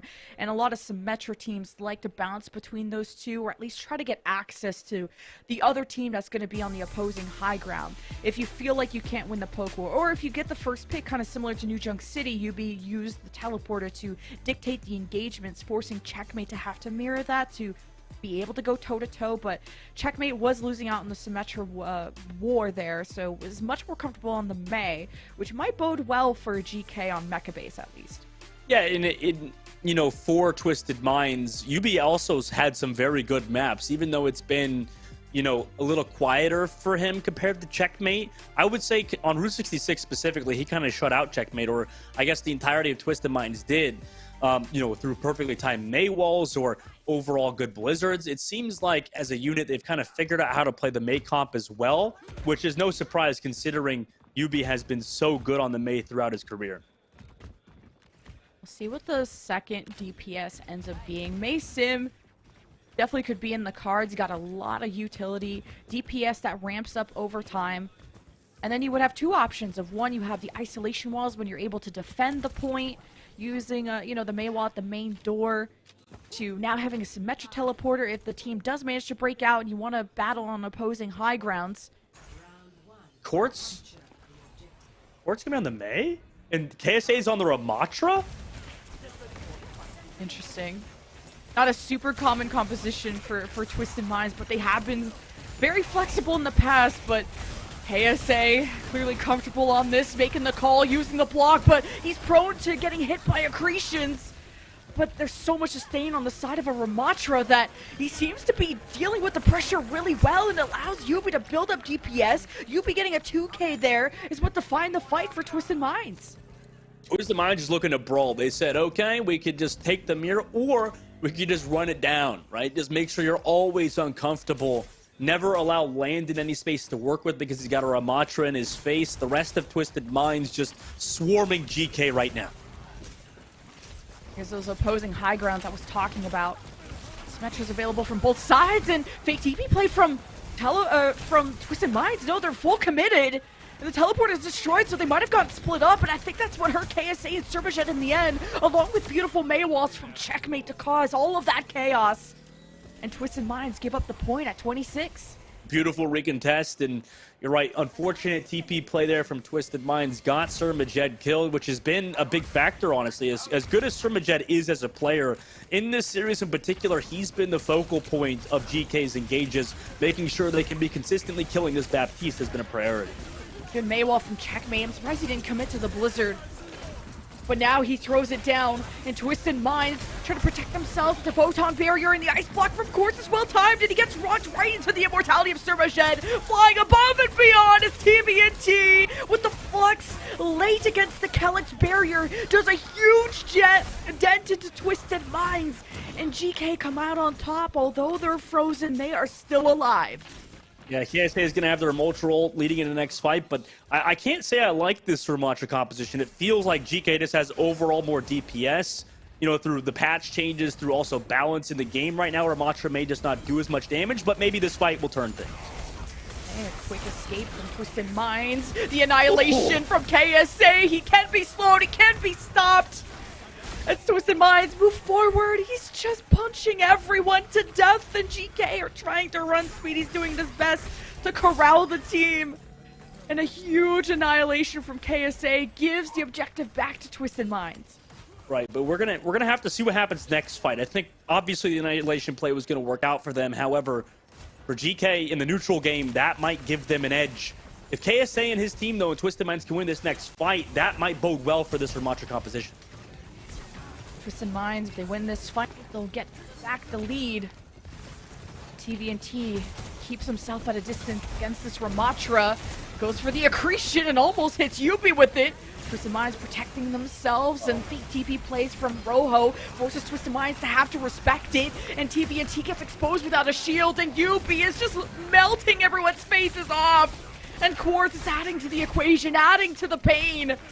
And GK just hope to escape with their lives, and Twisted Minds take the lead. Yeah, that's absolutely a fight you need to win with a great window. And then also Yubi to play around him to make sure he had a bit of a bodyguard there. Perfectly played from Twisted Minds. However, they will be down in terms of one ultimates. Quartz might be doing a cheeky play with the Blizzard. Quartz coming up from behind, throws it down in the Maywall.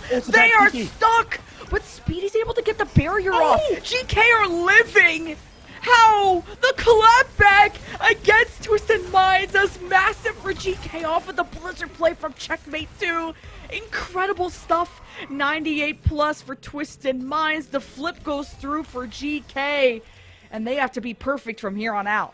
They do. And this has been so consistent Lucio play from Speedy with that sound barrier there. He's been probably the best Lucio in the tournament so far, but Calyx will have his own sound barrier to come back with, and Twisted Minds will be even to GK with ultimates. The teleport from Yubi almost got access to Landon.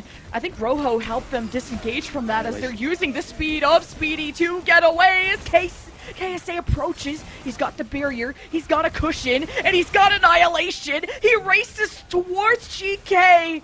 We're trying to slow him as much as possible with the primary checkmate, but all the resources of Twisted Minds went into KSA, and GK went for the kill, couldn't execute, and overtime still dwindles, but it's Twisted Minds that take round number 1 of Busan. You know, I doubted the Ramatra composition, but Twisted Minds played it perfectly with these annihilations. It was just a fight win every time they popped it, it felt like, even though the Gravitic Flux was always there from TVNT. Calyx was perfectly timed with that sound barrier, and that just goes to prove, I think, how strong of an ability that ultimate is for the Lucio player of each team. Obviously, Speedy and his team won his fight with the sound barrier, but once that was gone, it was always going to be hard because Landon had a win condition with his amplification matrix. However, on the other side, Twisted Minds popped that photon barrier, countered Landon with that amplification matrix, and just through sheer amount of damage, just getting through all of those shields, KSA and his team were able to win that first round. Yeah, GK, knowing that they couldn't escape, they tried to run away from the Ramatra so many times, realized that, okay, we're just going to die to this. We might as well try to kill him and stop the annihilation, but the support play of Twisted Minds needs to be mentioned more, how much they helped KSA thrive. We go to Sanctuary. It's round point for Twisted Minds and match point for the grand final.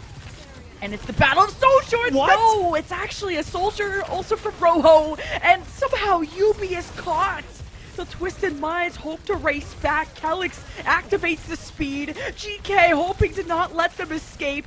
Checkmate slowing KSA too. This is a lot of damage coming out of GK, and with Rojo on the soldier, he can also keep up with these pushes. Wait, what was that though? Speedy got the solo kill, no even assists in the kill feed, delays coming through. Did Yubi just walk in a straight line versus Speedy? I mean, that was... I don't know. It seemed that way, but like I said, I mean, Speedy has been cracked on the Lucio, truly has been an undersung player of this team, super talented Lucio player, and now they're in the lead because of him. And Rojo's damage and his aim has been really impressive. He catches Sir Majed, but Quartz shuts him down, so it's 1-1. But Twisted Minds know they can't take this fight, not without Sir Majed, and GK smell blood in the water. They were looking for more stagger kills. It's 27 plus for GK, a lead that's accumulating. Yeah, I mean, that was a very aggressive push there. GK's lucky they didn't lose anybody. But now they get it back up, and Teenage finds the opening pick on a Quartz. GK just keep getting first bloods. It's too good, and they control the right side so well. Sir Majed was hoping to get some punish there with the Ant Matrix pull near spawn, but easy disengage from GK, and even using their own now from Landon to do the same thing to Twisted Minds, but they round the corner. Their disengage is good, but the picks continue for GK, and now they're spawn camping Twisted Minds. I don't think I would have seen the day that GK be spawn camping Twisted Minds on Busan. 70% now on the board from GK. This swap with Soldier 76 has been working phenomenally for them. How long can GK keep this up? They've been just getting away with winning fights off of headshots and an Ant Matrix. Now they got some actual deadly options, starting with the Grab Flux KSA versus TVNT dancing. Blizzards placed at the feet. Barriers exchange. Quartz at an off angle with the overclock. Good protection from Checkmate with the wall! And the headshot to punish Quartz! GK needed to do a better job of keeping Quartz in check, and now at 96+%, Twisted Minds come out on top in terms of picks as GK were cut off from their rotations towards the point from the recontest from Calyx.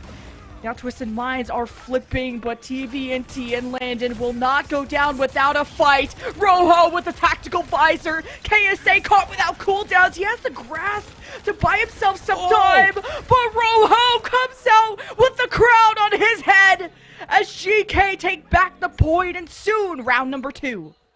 Yeah, I know nobody can touch here for Twisted Minds. Round number 2 coming up in a second, and a very important one at that.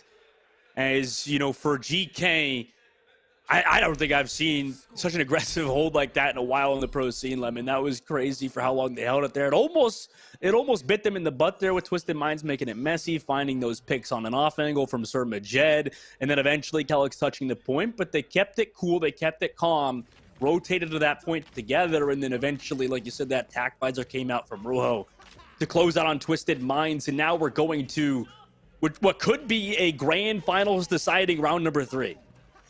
Both teams have come out with these uncommon picks. KSA with the Ramatra helps them win Mecha Base. Rojo with the Soldier. Tactical Visor helps them win Sanctuary. We've decided this all on downtown, Busan, where both high grounds, opposing high grounds, are going to be important for these Sojourn players to get these opening picks, which have all gone in favor of GK, at least in that last round. you know, I want to give you some actual analysis here, but for some reason, to me, this train is a big deal. Obviously, you know, we've seen people die environmental kills. You know, I wouldn't be surprised if we had any today, although unlikely. Yeah, at least it'll be in the middle of the map where he can place first until it's unlocked, and things will really shake out over on the train side. With Twisted Minds, yeah, the damage at range is good from Quartz. Keeps his sights set on Landon. Not caring about Rojo was what hurt him in the past. But removing the heals from GK have been big, but Rojo's getting trades of his own as Twisted Minds now overwhelm the point and cap it first. Yeah, Twisted Minds, very lucky nobody died there. I mean, realistically, Sir Majed kind of put his team on his back there through that healing throughput. Kept everybody healthy. Twisted Minds now 10% on the board already, have won that first fight. Also have a huge advantage in terms of ultimate charge right now besides just TVNT. Maybe TVNT could have a big Gravitic Flux. Checkmate as well could have a good Blizzard, whereas UB doesn't have his. So EPS ultimates versus supports now coming up. GK have to be careful to not get Maywalled from each other. TVNT drops down, takes a lot of Twisted Minds' attention. Amp Matrix from Sir Majed as GK lost. They're out in the open. TVNT eats a rock, which thanks to the immortality, he's still alive because the Amp staring down TVNT, who's taking so much damage. And this helps Landon generate an Amp Matrix. KSA denies the checkmate Blizzard. A win condition removed from GK as Twisted halfway to winning the grand final. I mean, they're fighting in two different locations, but it's working. Teenage Rojo is only able to find one. And now GK just going back. They didn't use any ultimates besides that Blizzard at the very least. So they got out. Ant Matrix beat and the Overclock and the Blizzard. So I'm sure GK will take that with some solace here. 70% is on the board. They've got ultimates to recontest, but they're going to put themselves in their back against the wall. Feeling Sir Majed was maybe giving GK a chance to recontest quickly, but with Rojo getting staggered so late, it has to come down to this final fight. Will Minds be flawless in the round 3? It starts with the KSA Flux. Speedy saves him with the sound barrier as this Rojo Overclock has to be everything for his team. And the Overclock removes Sir Majed. Not a lot of heals for Twisted Minds. GK have the resource advantage and they flip the point. They buy time, but looming above is Twisted Minds ready for the drop as Quartz looks for targets, but sees Landon in a corner. How did he end up there? A crucial mistake! Punishes GK. Twisted Minds are looking to flip and checkmate, stalling with everything he can, but he's out of cooldowns. He's out of options. Twisted Minds are going to flip shortly at 94%. Dustin, GK have to contest quickly, and I don't think they can. TVNT's coming back on the Diva, and he's not there. Twisted Minds are your Saudi eLeague champions. Just let that sink in for a moment. I mean, what a series from Twisted Minds. Beautiful work from them. Their fans incredibly happy. And for as good as Landon has played throughout the series there, one small positional change was the big deal in the end of it. Twisted Minds 4-2 are your Saudi eLeague champions to win it again, Lemon. That's, I mean, what a reign they've had in Europe for basically the past year. They have been the kings of Saudi. They proved it at the World Cup. They proved it in their own regional tournaments. And what a platform to just showcase upcoming talent too, and to mix them too with Koreans or Western players has been such a treat to watch those clashes of play styles and how they're able to deal with maybe communication or just the different experience levels too. You gotta give respect though to GK. The way that they were so close to forcing a Game 7, but just the retakes are so difficult on a round like downtown Busan where the maze are supreme, and the distance battle was won by Twisted Minds, but GK gave it everything they had, and we saw their peaks today, but the peak is just higher for Twisted Minds. Yeah, I mean, it was just straight up a great series that we had on our hands there, Lemon. Yeah. I mean, Twisted Minds, obviously, like you said, just far too consistent for GK. And, you know, obviously a nice little stare into the camera from their fans. A lot of people showing up as, look who's about to hoist the trophy. Of course. you be the first to grab that. A big congratulations to your champions, Twisted Minds. We got the fireworks and everything. Crowd has been loud. We've been hearing it, the chants. I mean, the home crowd has been behind them. GK gave them a run for their money, but Twisted Minds just run faster. And you gotta also give credit to the back room that prepared Twisted Minds for this. And the fact that they even had Hadi on the bench too was like a backup plan. But the celebrations continue. Twisted Minds celebrated multiple times even after the World Cup win, and a huge prize pool to boot too. $43,000 approximately in US dollars, and 32K going to GK. What a fun tournament this was. It really was, and you know, for Twisted Minds to win this, it really cemented their legacy in the Saudi eLeagues as so far the best team to ever play in the Saudi eLeagues, and really one of the best teams in Europe in general. Truly has been a pleasure to watch them and cast their games.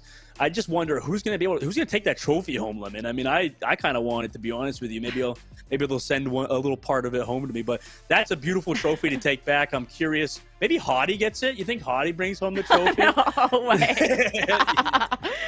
But hey, it was cool to see, you know, a lot of the Western and the Korean players participate and be able to flex their muscles in the off season and really help lift a lot of these talent up, and to also put a spotlight on a lot of talent that you didn't get to see in contenders, or at least a bigger spotlight is put on those players.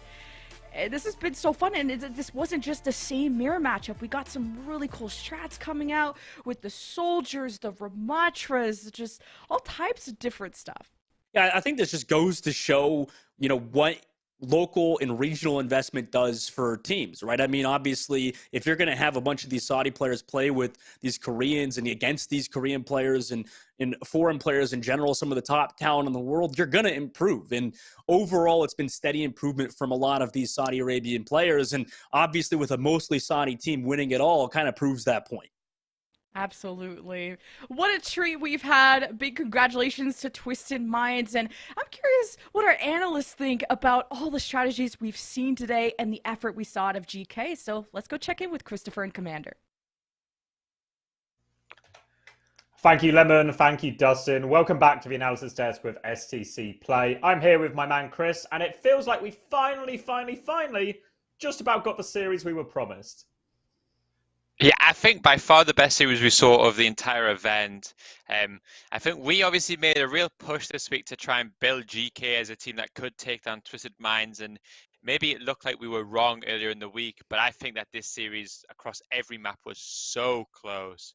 And I think that we got a really solid series of Overwatch. GK will be so disappointed with some of those maps at the end. Like, this really was winnable for both teams. I think when we really look at the series as a whole, it is one where maybe with the exception of potentially Route 66, every map really could have gone either way. And I think GK, even though in some ways they'll be happy they pushed Twisted Minds right to the edge and Twisted Minds had to really step up to secure the trophy, what a great effort by GK to push them all the way. And just some of these mistakes didn't happen. Maybe this series just goes all the way, and who knows what happens if we go to map 7. Yeah, I mean, honestly, even Route 66 was just one or two strategic or just like blunders that really cost GK. They really should have capped second with about 4 minutes in the time back. They probably should have held for first for much longer than they did. Yeah, I think that obviously we'll talk a lot about Twisted and how, well, they are just the goats of Saudi Arabia and Overwatch. But yeah, I really want to give a good shout out to GK, especially their coach, Day One. I think he's made massive improvements. He's turned this roster into a really solid team. Even the difference from Thursday to today was extremely noticeable. So have to say, yeah, really well played to GK Sports. We often talk about the gap they had between the two knockout brackets, last week's games versus this week's games. You got a lot of time to work with. These final few games, you've had basically no time to work with. And you think of how far that series got out of hand in the upper bracket final. The fact that they stayed close from the very first map to the very last map today, huge respect has to go to GK and to Day One for that. But let's take a look at some of our kernel highlights brought to us by KFC from this crazy back and forth series we saw. Yeah, I think that one thing, even though it's on the screen right now, we'll maybe see a little bit less of is the KSA takeover. I think that the one thing that they definitely were able to do, whether it was just the addition of Speedy or whatever they changed, but it felt like minus maybe one or two really bad like blunders. Actually, the SIG gap was way less significant. Both were going back and forth in damage. A lot of flux value from both. The neutrals weren't quite as one-sided. So actually, in terms of the stuff that we were identifying before the day-to-day in terms of, or can they fix some of these issues, I think it's fair to say that they did. One thing that they weren't really able to do was stop Quartz. I could argue that he didn't dominate as much as he did the other day, and I could also make a really good case for Teenage having a really good series. But you were mentioning as we were watching it that the at least the raw damage numbers, Quartz was having an unbelievable series again. Yeah, it did feel there was times, I think, even if I think back to that first fight in Esperanza, where all of GK are just peeking Quartz constantly, trying to put him under so much pressure. And we saw Quartz die a lot more today than he has done previously. But in terms of raw damage numbers, the gap was massive. Some maps, he literally doubled Teenage's damage. And I really don't think Teenage played too bad. I think the story here is much more Quartz is really emerging as the star in this star-studded team.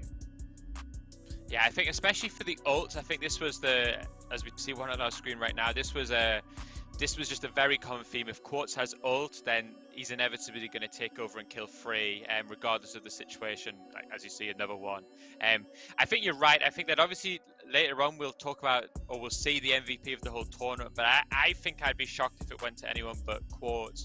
I think he has a really difficult case to argue that he's not the best Saudi Arabian player, and I think really competing with some of the best hitscan talent across the world, especially on the Bastion and the Soldier, which obviously we've got to see a lot of this week.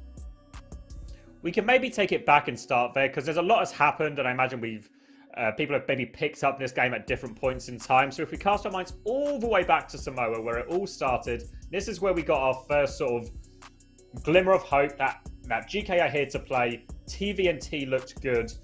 Everyone started to look good here. Teenage had some nice moments.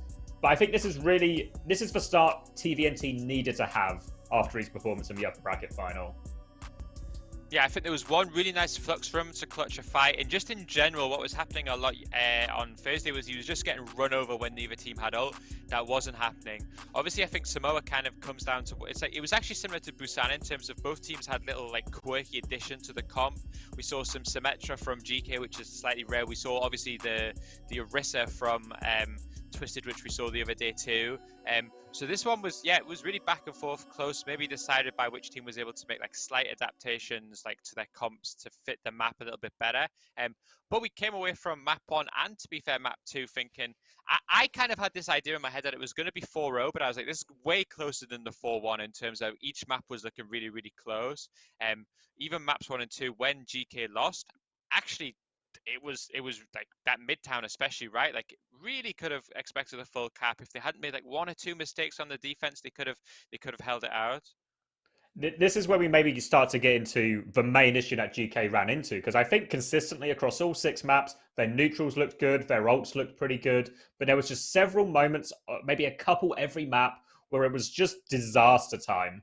And I think Midtown is where it really started. When we look at their Midtown defense, they win the first neutral, they get the early pick, KSA still alive, there's 4 people on KSA, he surely dies right. Not only does KSA not die, he picks Landon, then gets saved by his team, then they get snowballed on second, they do the big 5-ult retake, then again, a C9 despite winning the fight, and all of a sudden they've got a 4.5 minute time bank on third point to defend, and despite playing well and winning most of the fights, they find themselves back on third.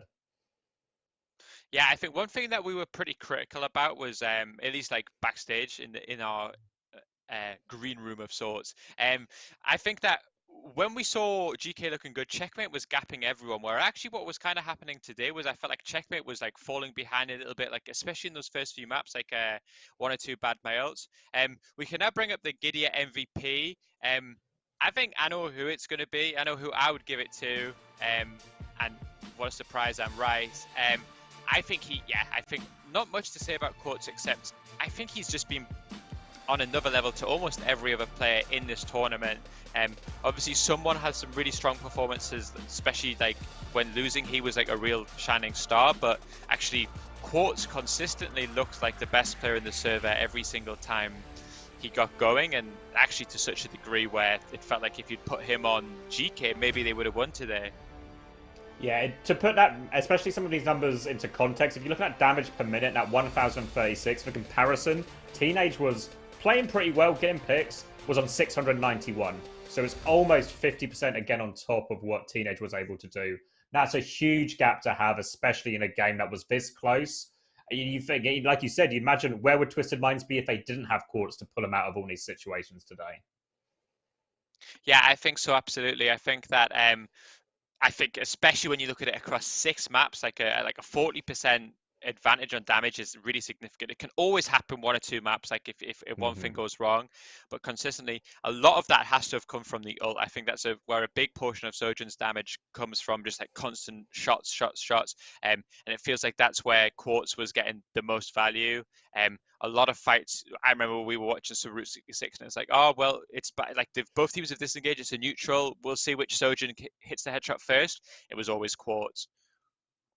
Yeah, I have to completely agree. And I think when we think of how these matchups go, it's a mirror matchup. So whenever it's a mirror matchup, the ult fights are always going to be super important. We maybe saw Checkmate not getting these normal value out of Mei ults, but all of a sudden, the big ults you think about are Mei ult, the Sigma Flux. These are the big ones you can consistently win fights or find openings with. But then all of a sudden, if Sojourn ult becomes, I don't know the exact numbers, but it was like a 70% win rate with Sojourn ult or something for Twisted Minds. This is such a big win for them in this type of back and forth matchup.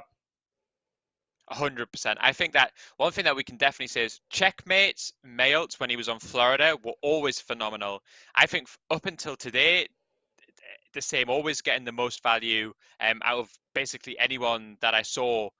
Today, I felt like a lot of trying to like clutch it on maps 1 and 2, maybe using it at the wrong time. Route 66, I think he made a real meal of 2 times. Just go to the payload, don't peek Quartz, and just press the blizzard on the payload. They have to touch it, they have to freeze, you have to win. And both times, there was one time I remember he walled himself up to peek Quartz when he had the mail, and I'm thinking, no, just use it on the payload, just use it on the payload.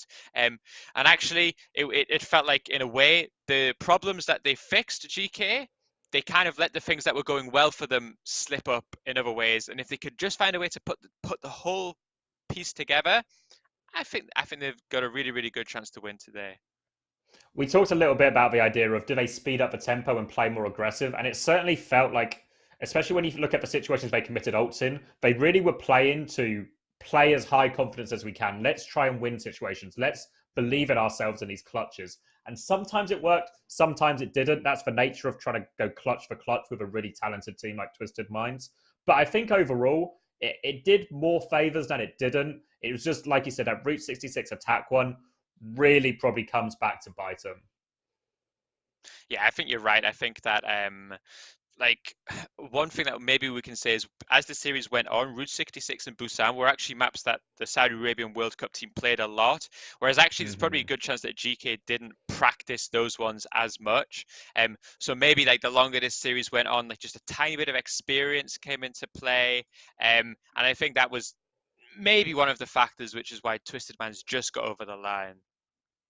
Exactly, yeah. So much experience and so much time together. We can now take a look at our Kaspersky clutch of the day.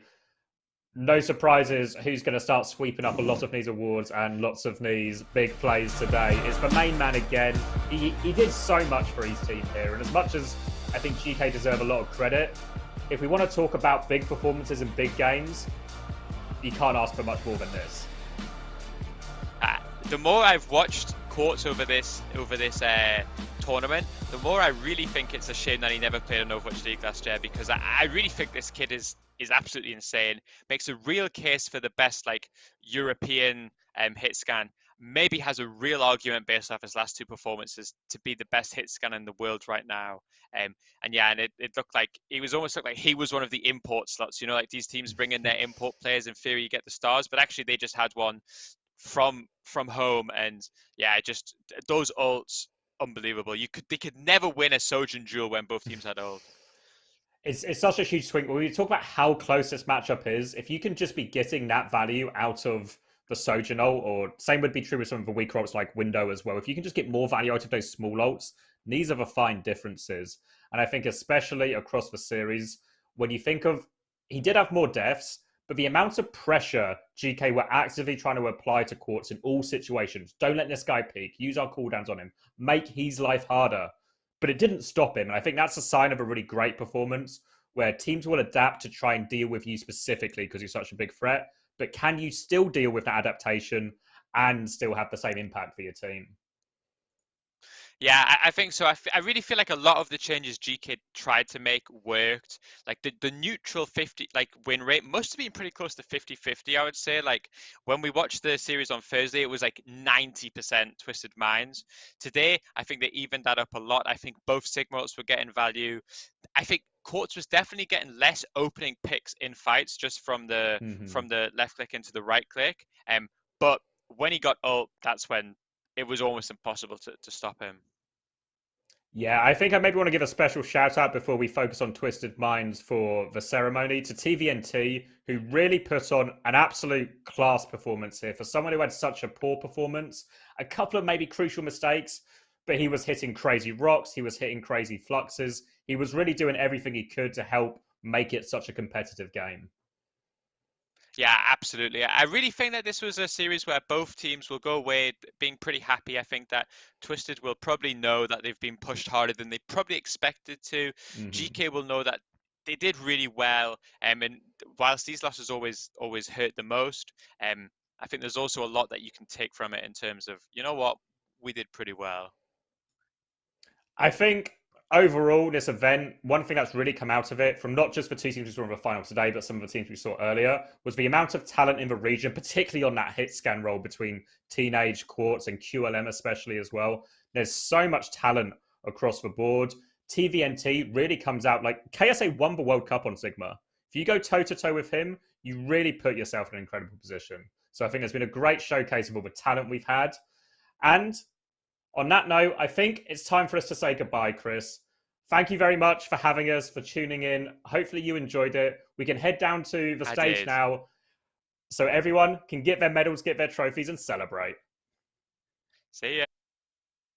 مشاهدينا الكرام في كل مكان، ورجعنا لكم مرة أخرى بعد نهاية جميع المباريات في هذا اليوم من الدوري السعودي للرياضات الإلكترونية في لعبة Overwatch 2.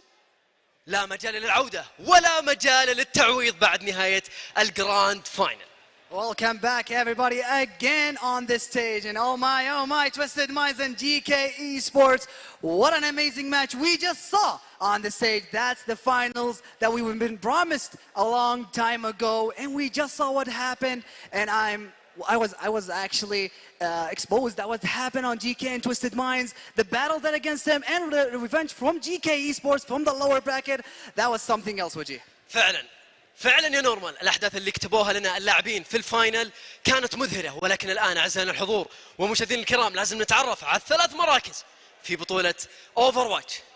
أعزائنا الحضور، الفريق اللي حصل على المركز الثالث فريق قدر يثبت نفسه في الجروب ستيج وقدر انه يتأهل للنهائيات وقدر انه ياخذ المركز الثالث. سمعونا أقوى تحية لفريق F16 Esport.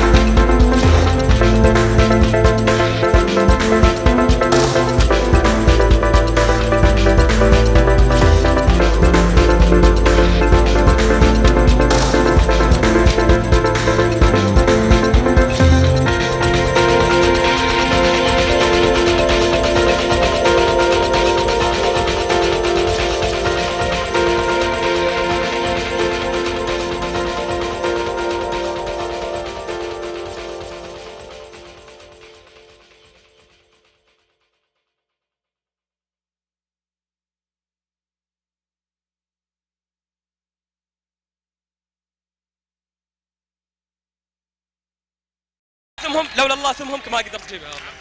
يا ساتر يا التصريح مثل ما سمعنا.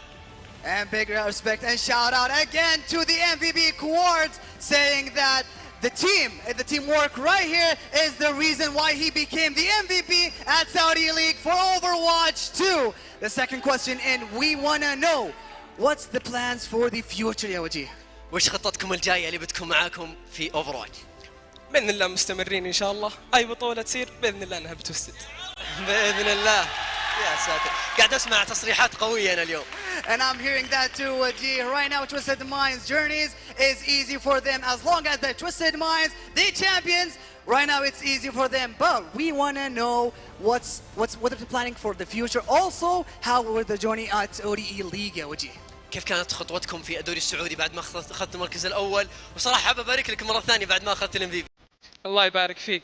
والله انت نسيتني حتى انا.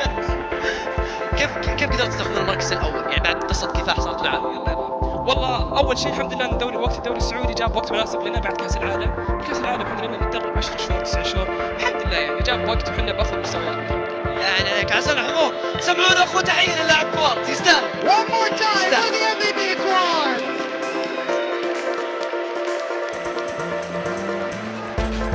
اما الان اعزائنا الحضور سمعونا اقوى تحية مرة اخرى لابطال الدوري السعودي للرياضة الالكترونية في لعبة Overwatch 2. سمعونا تحية لفريق Twisted Minds. And let's hear it one more time for your 2023 Saudi League champion, Twisted Minds.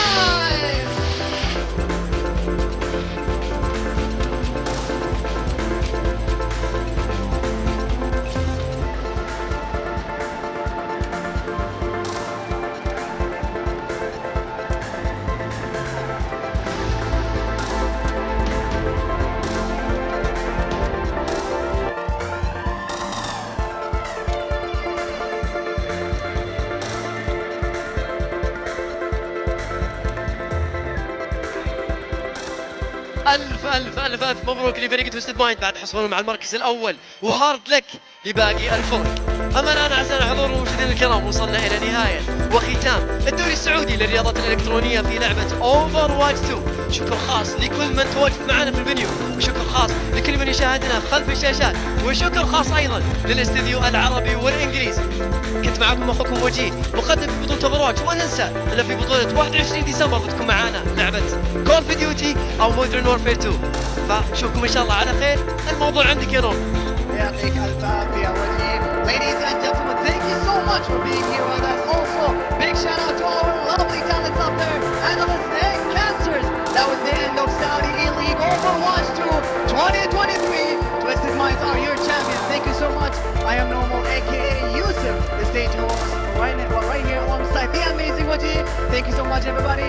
Until then, keep your head up.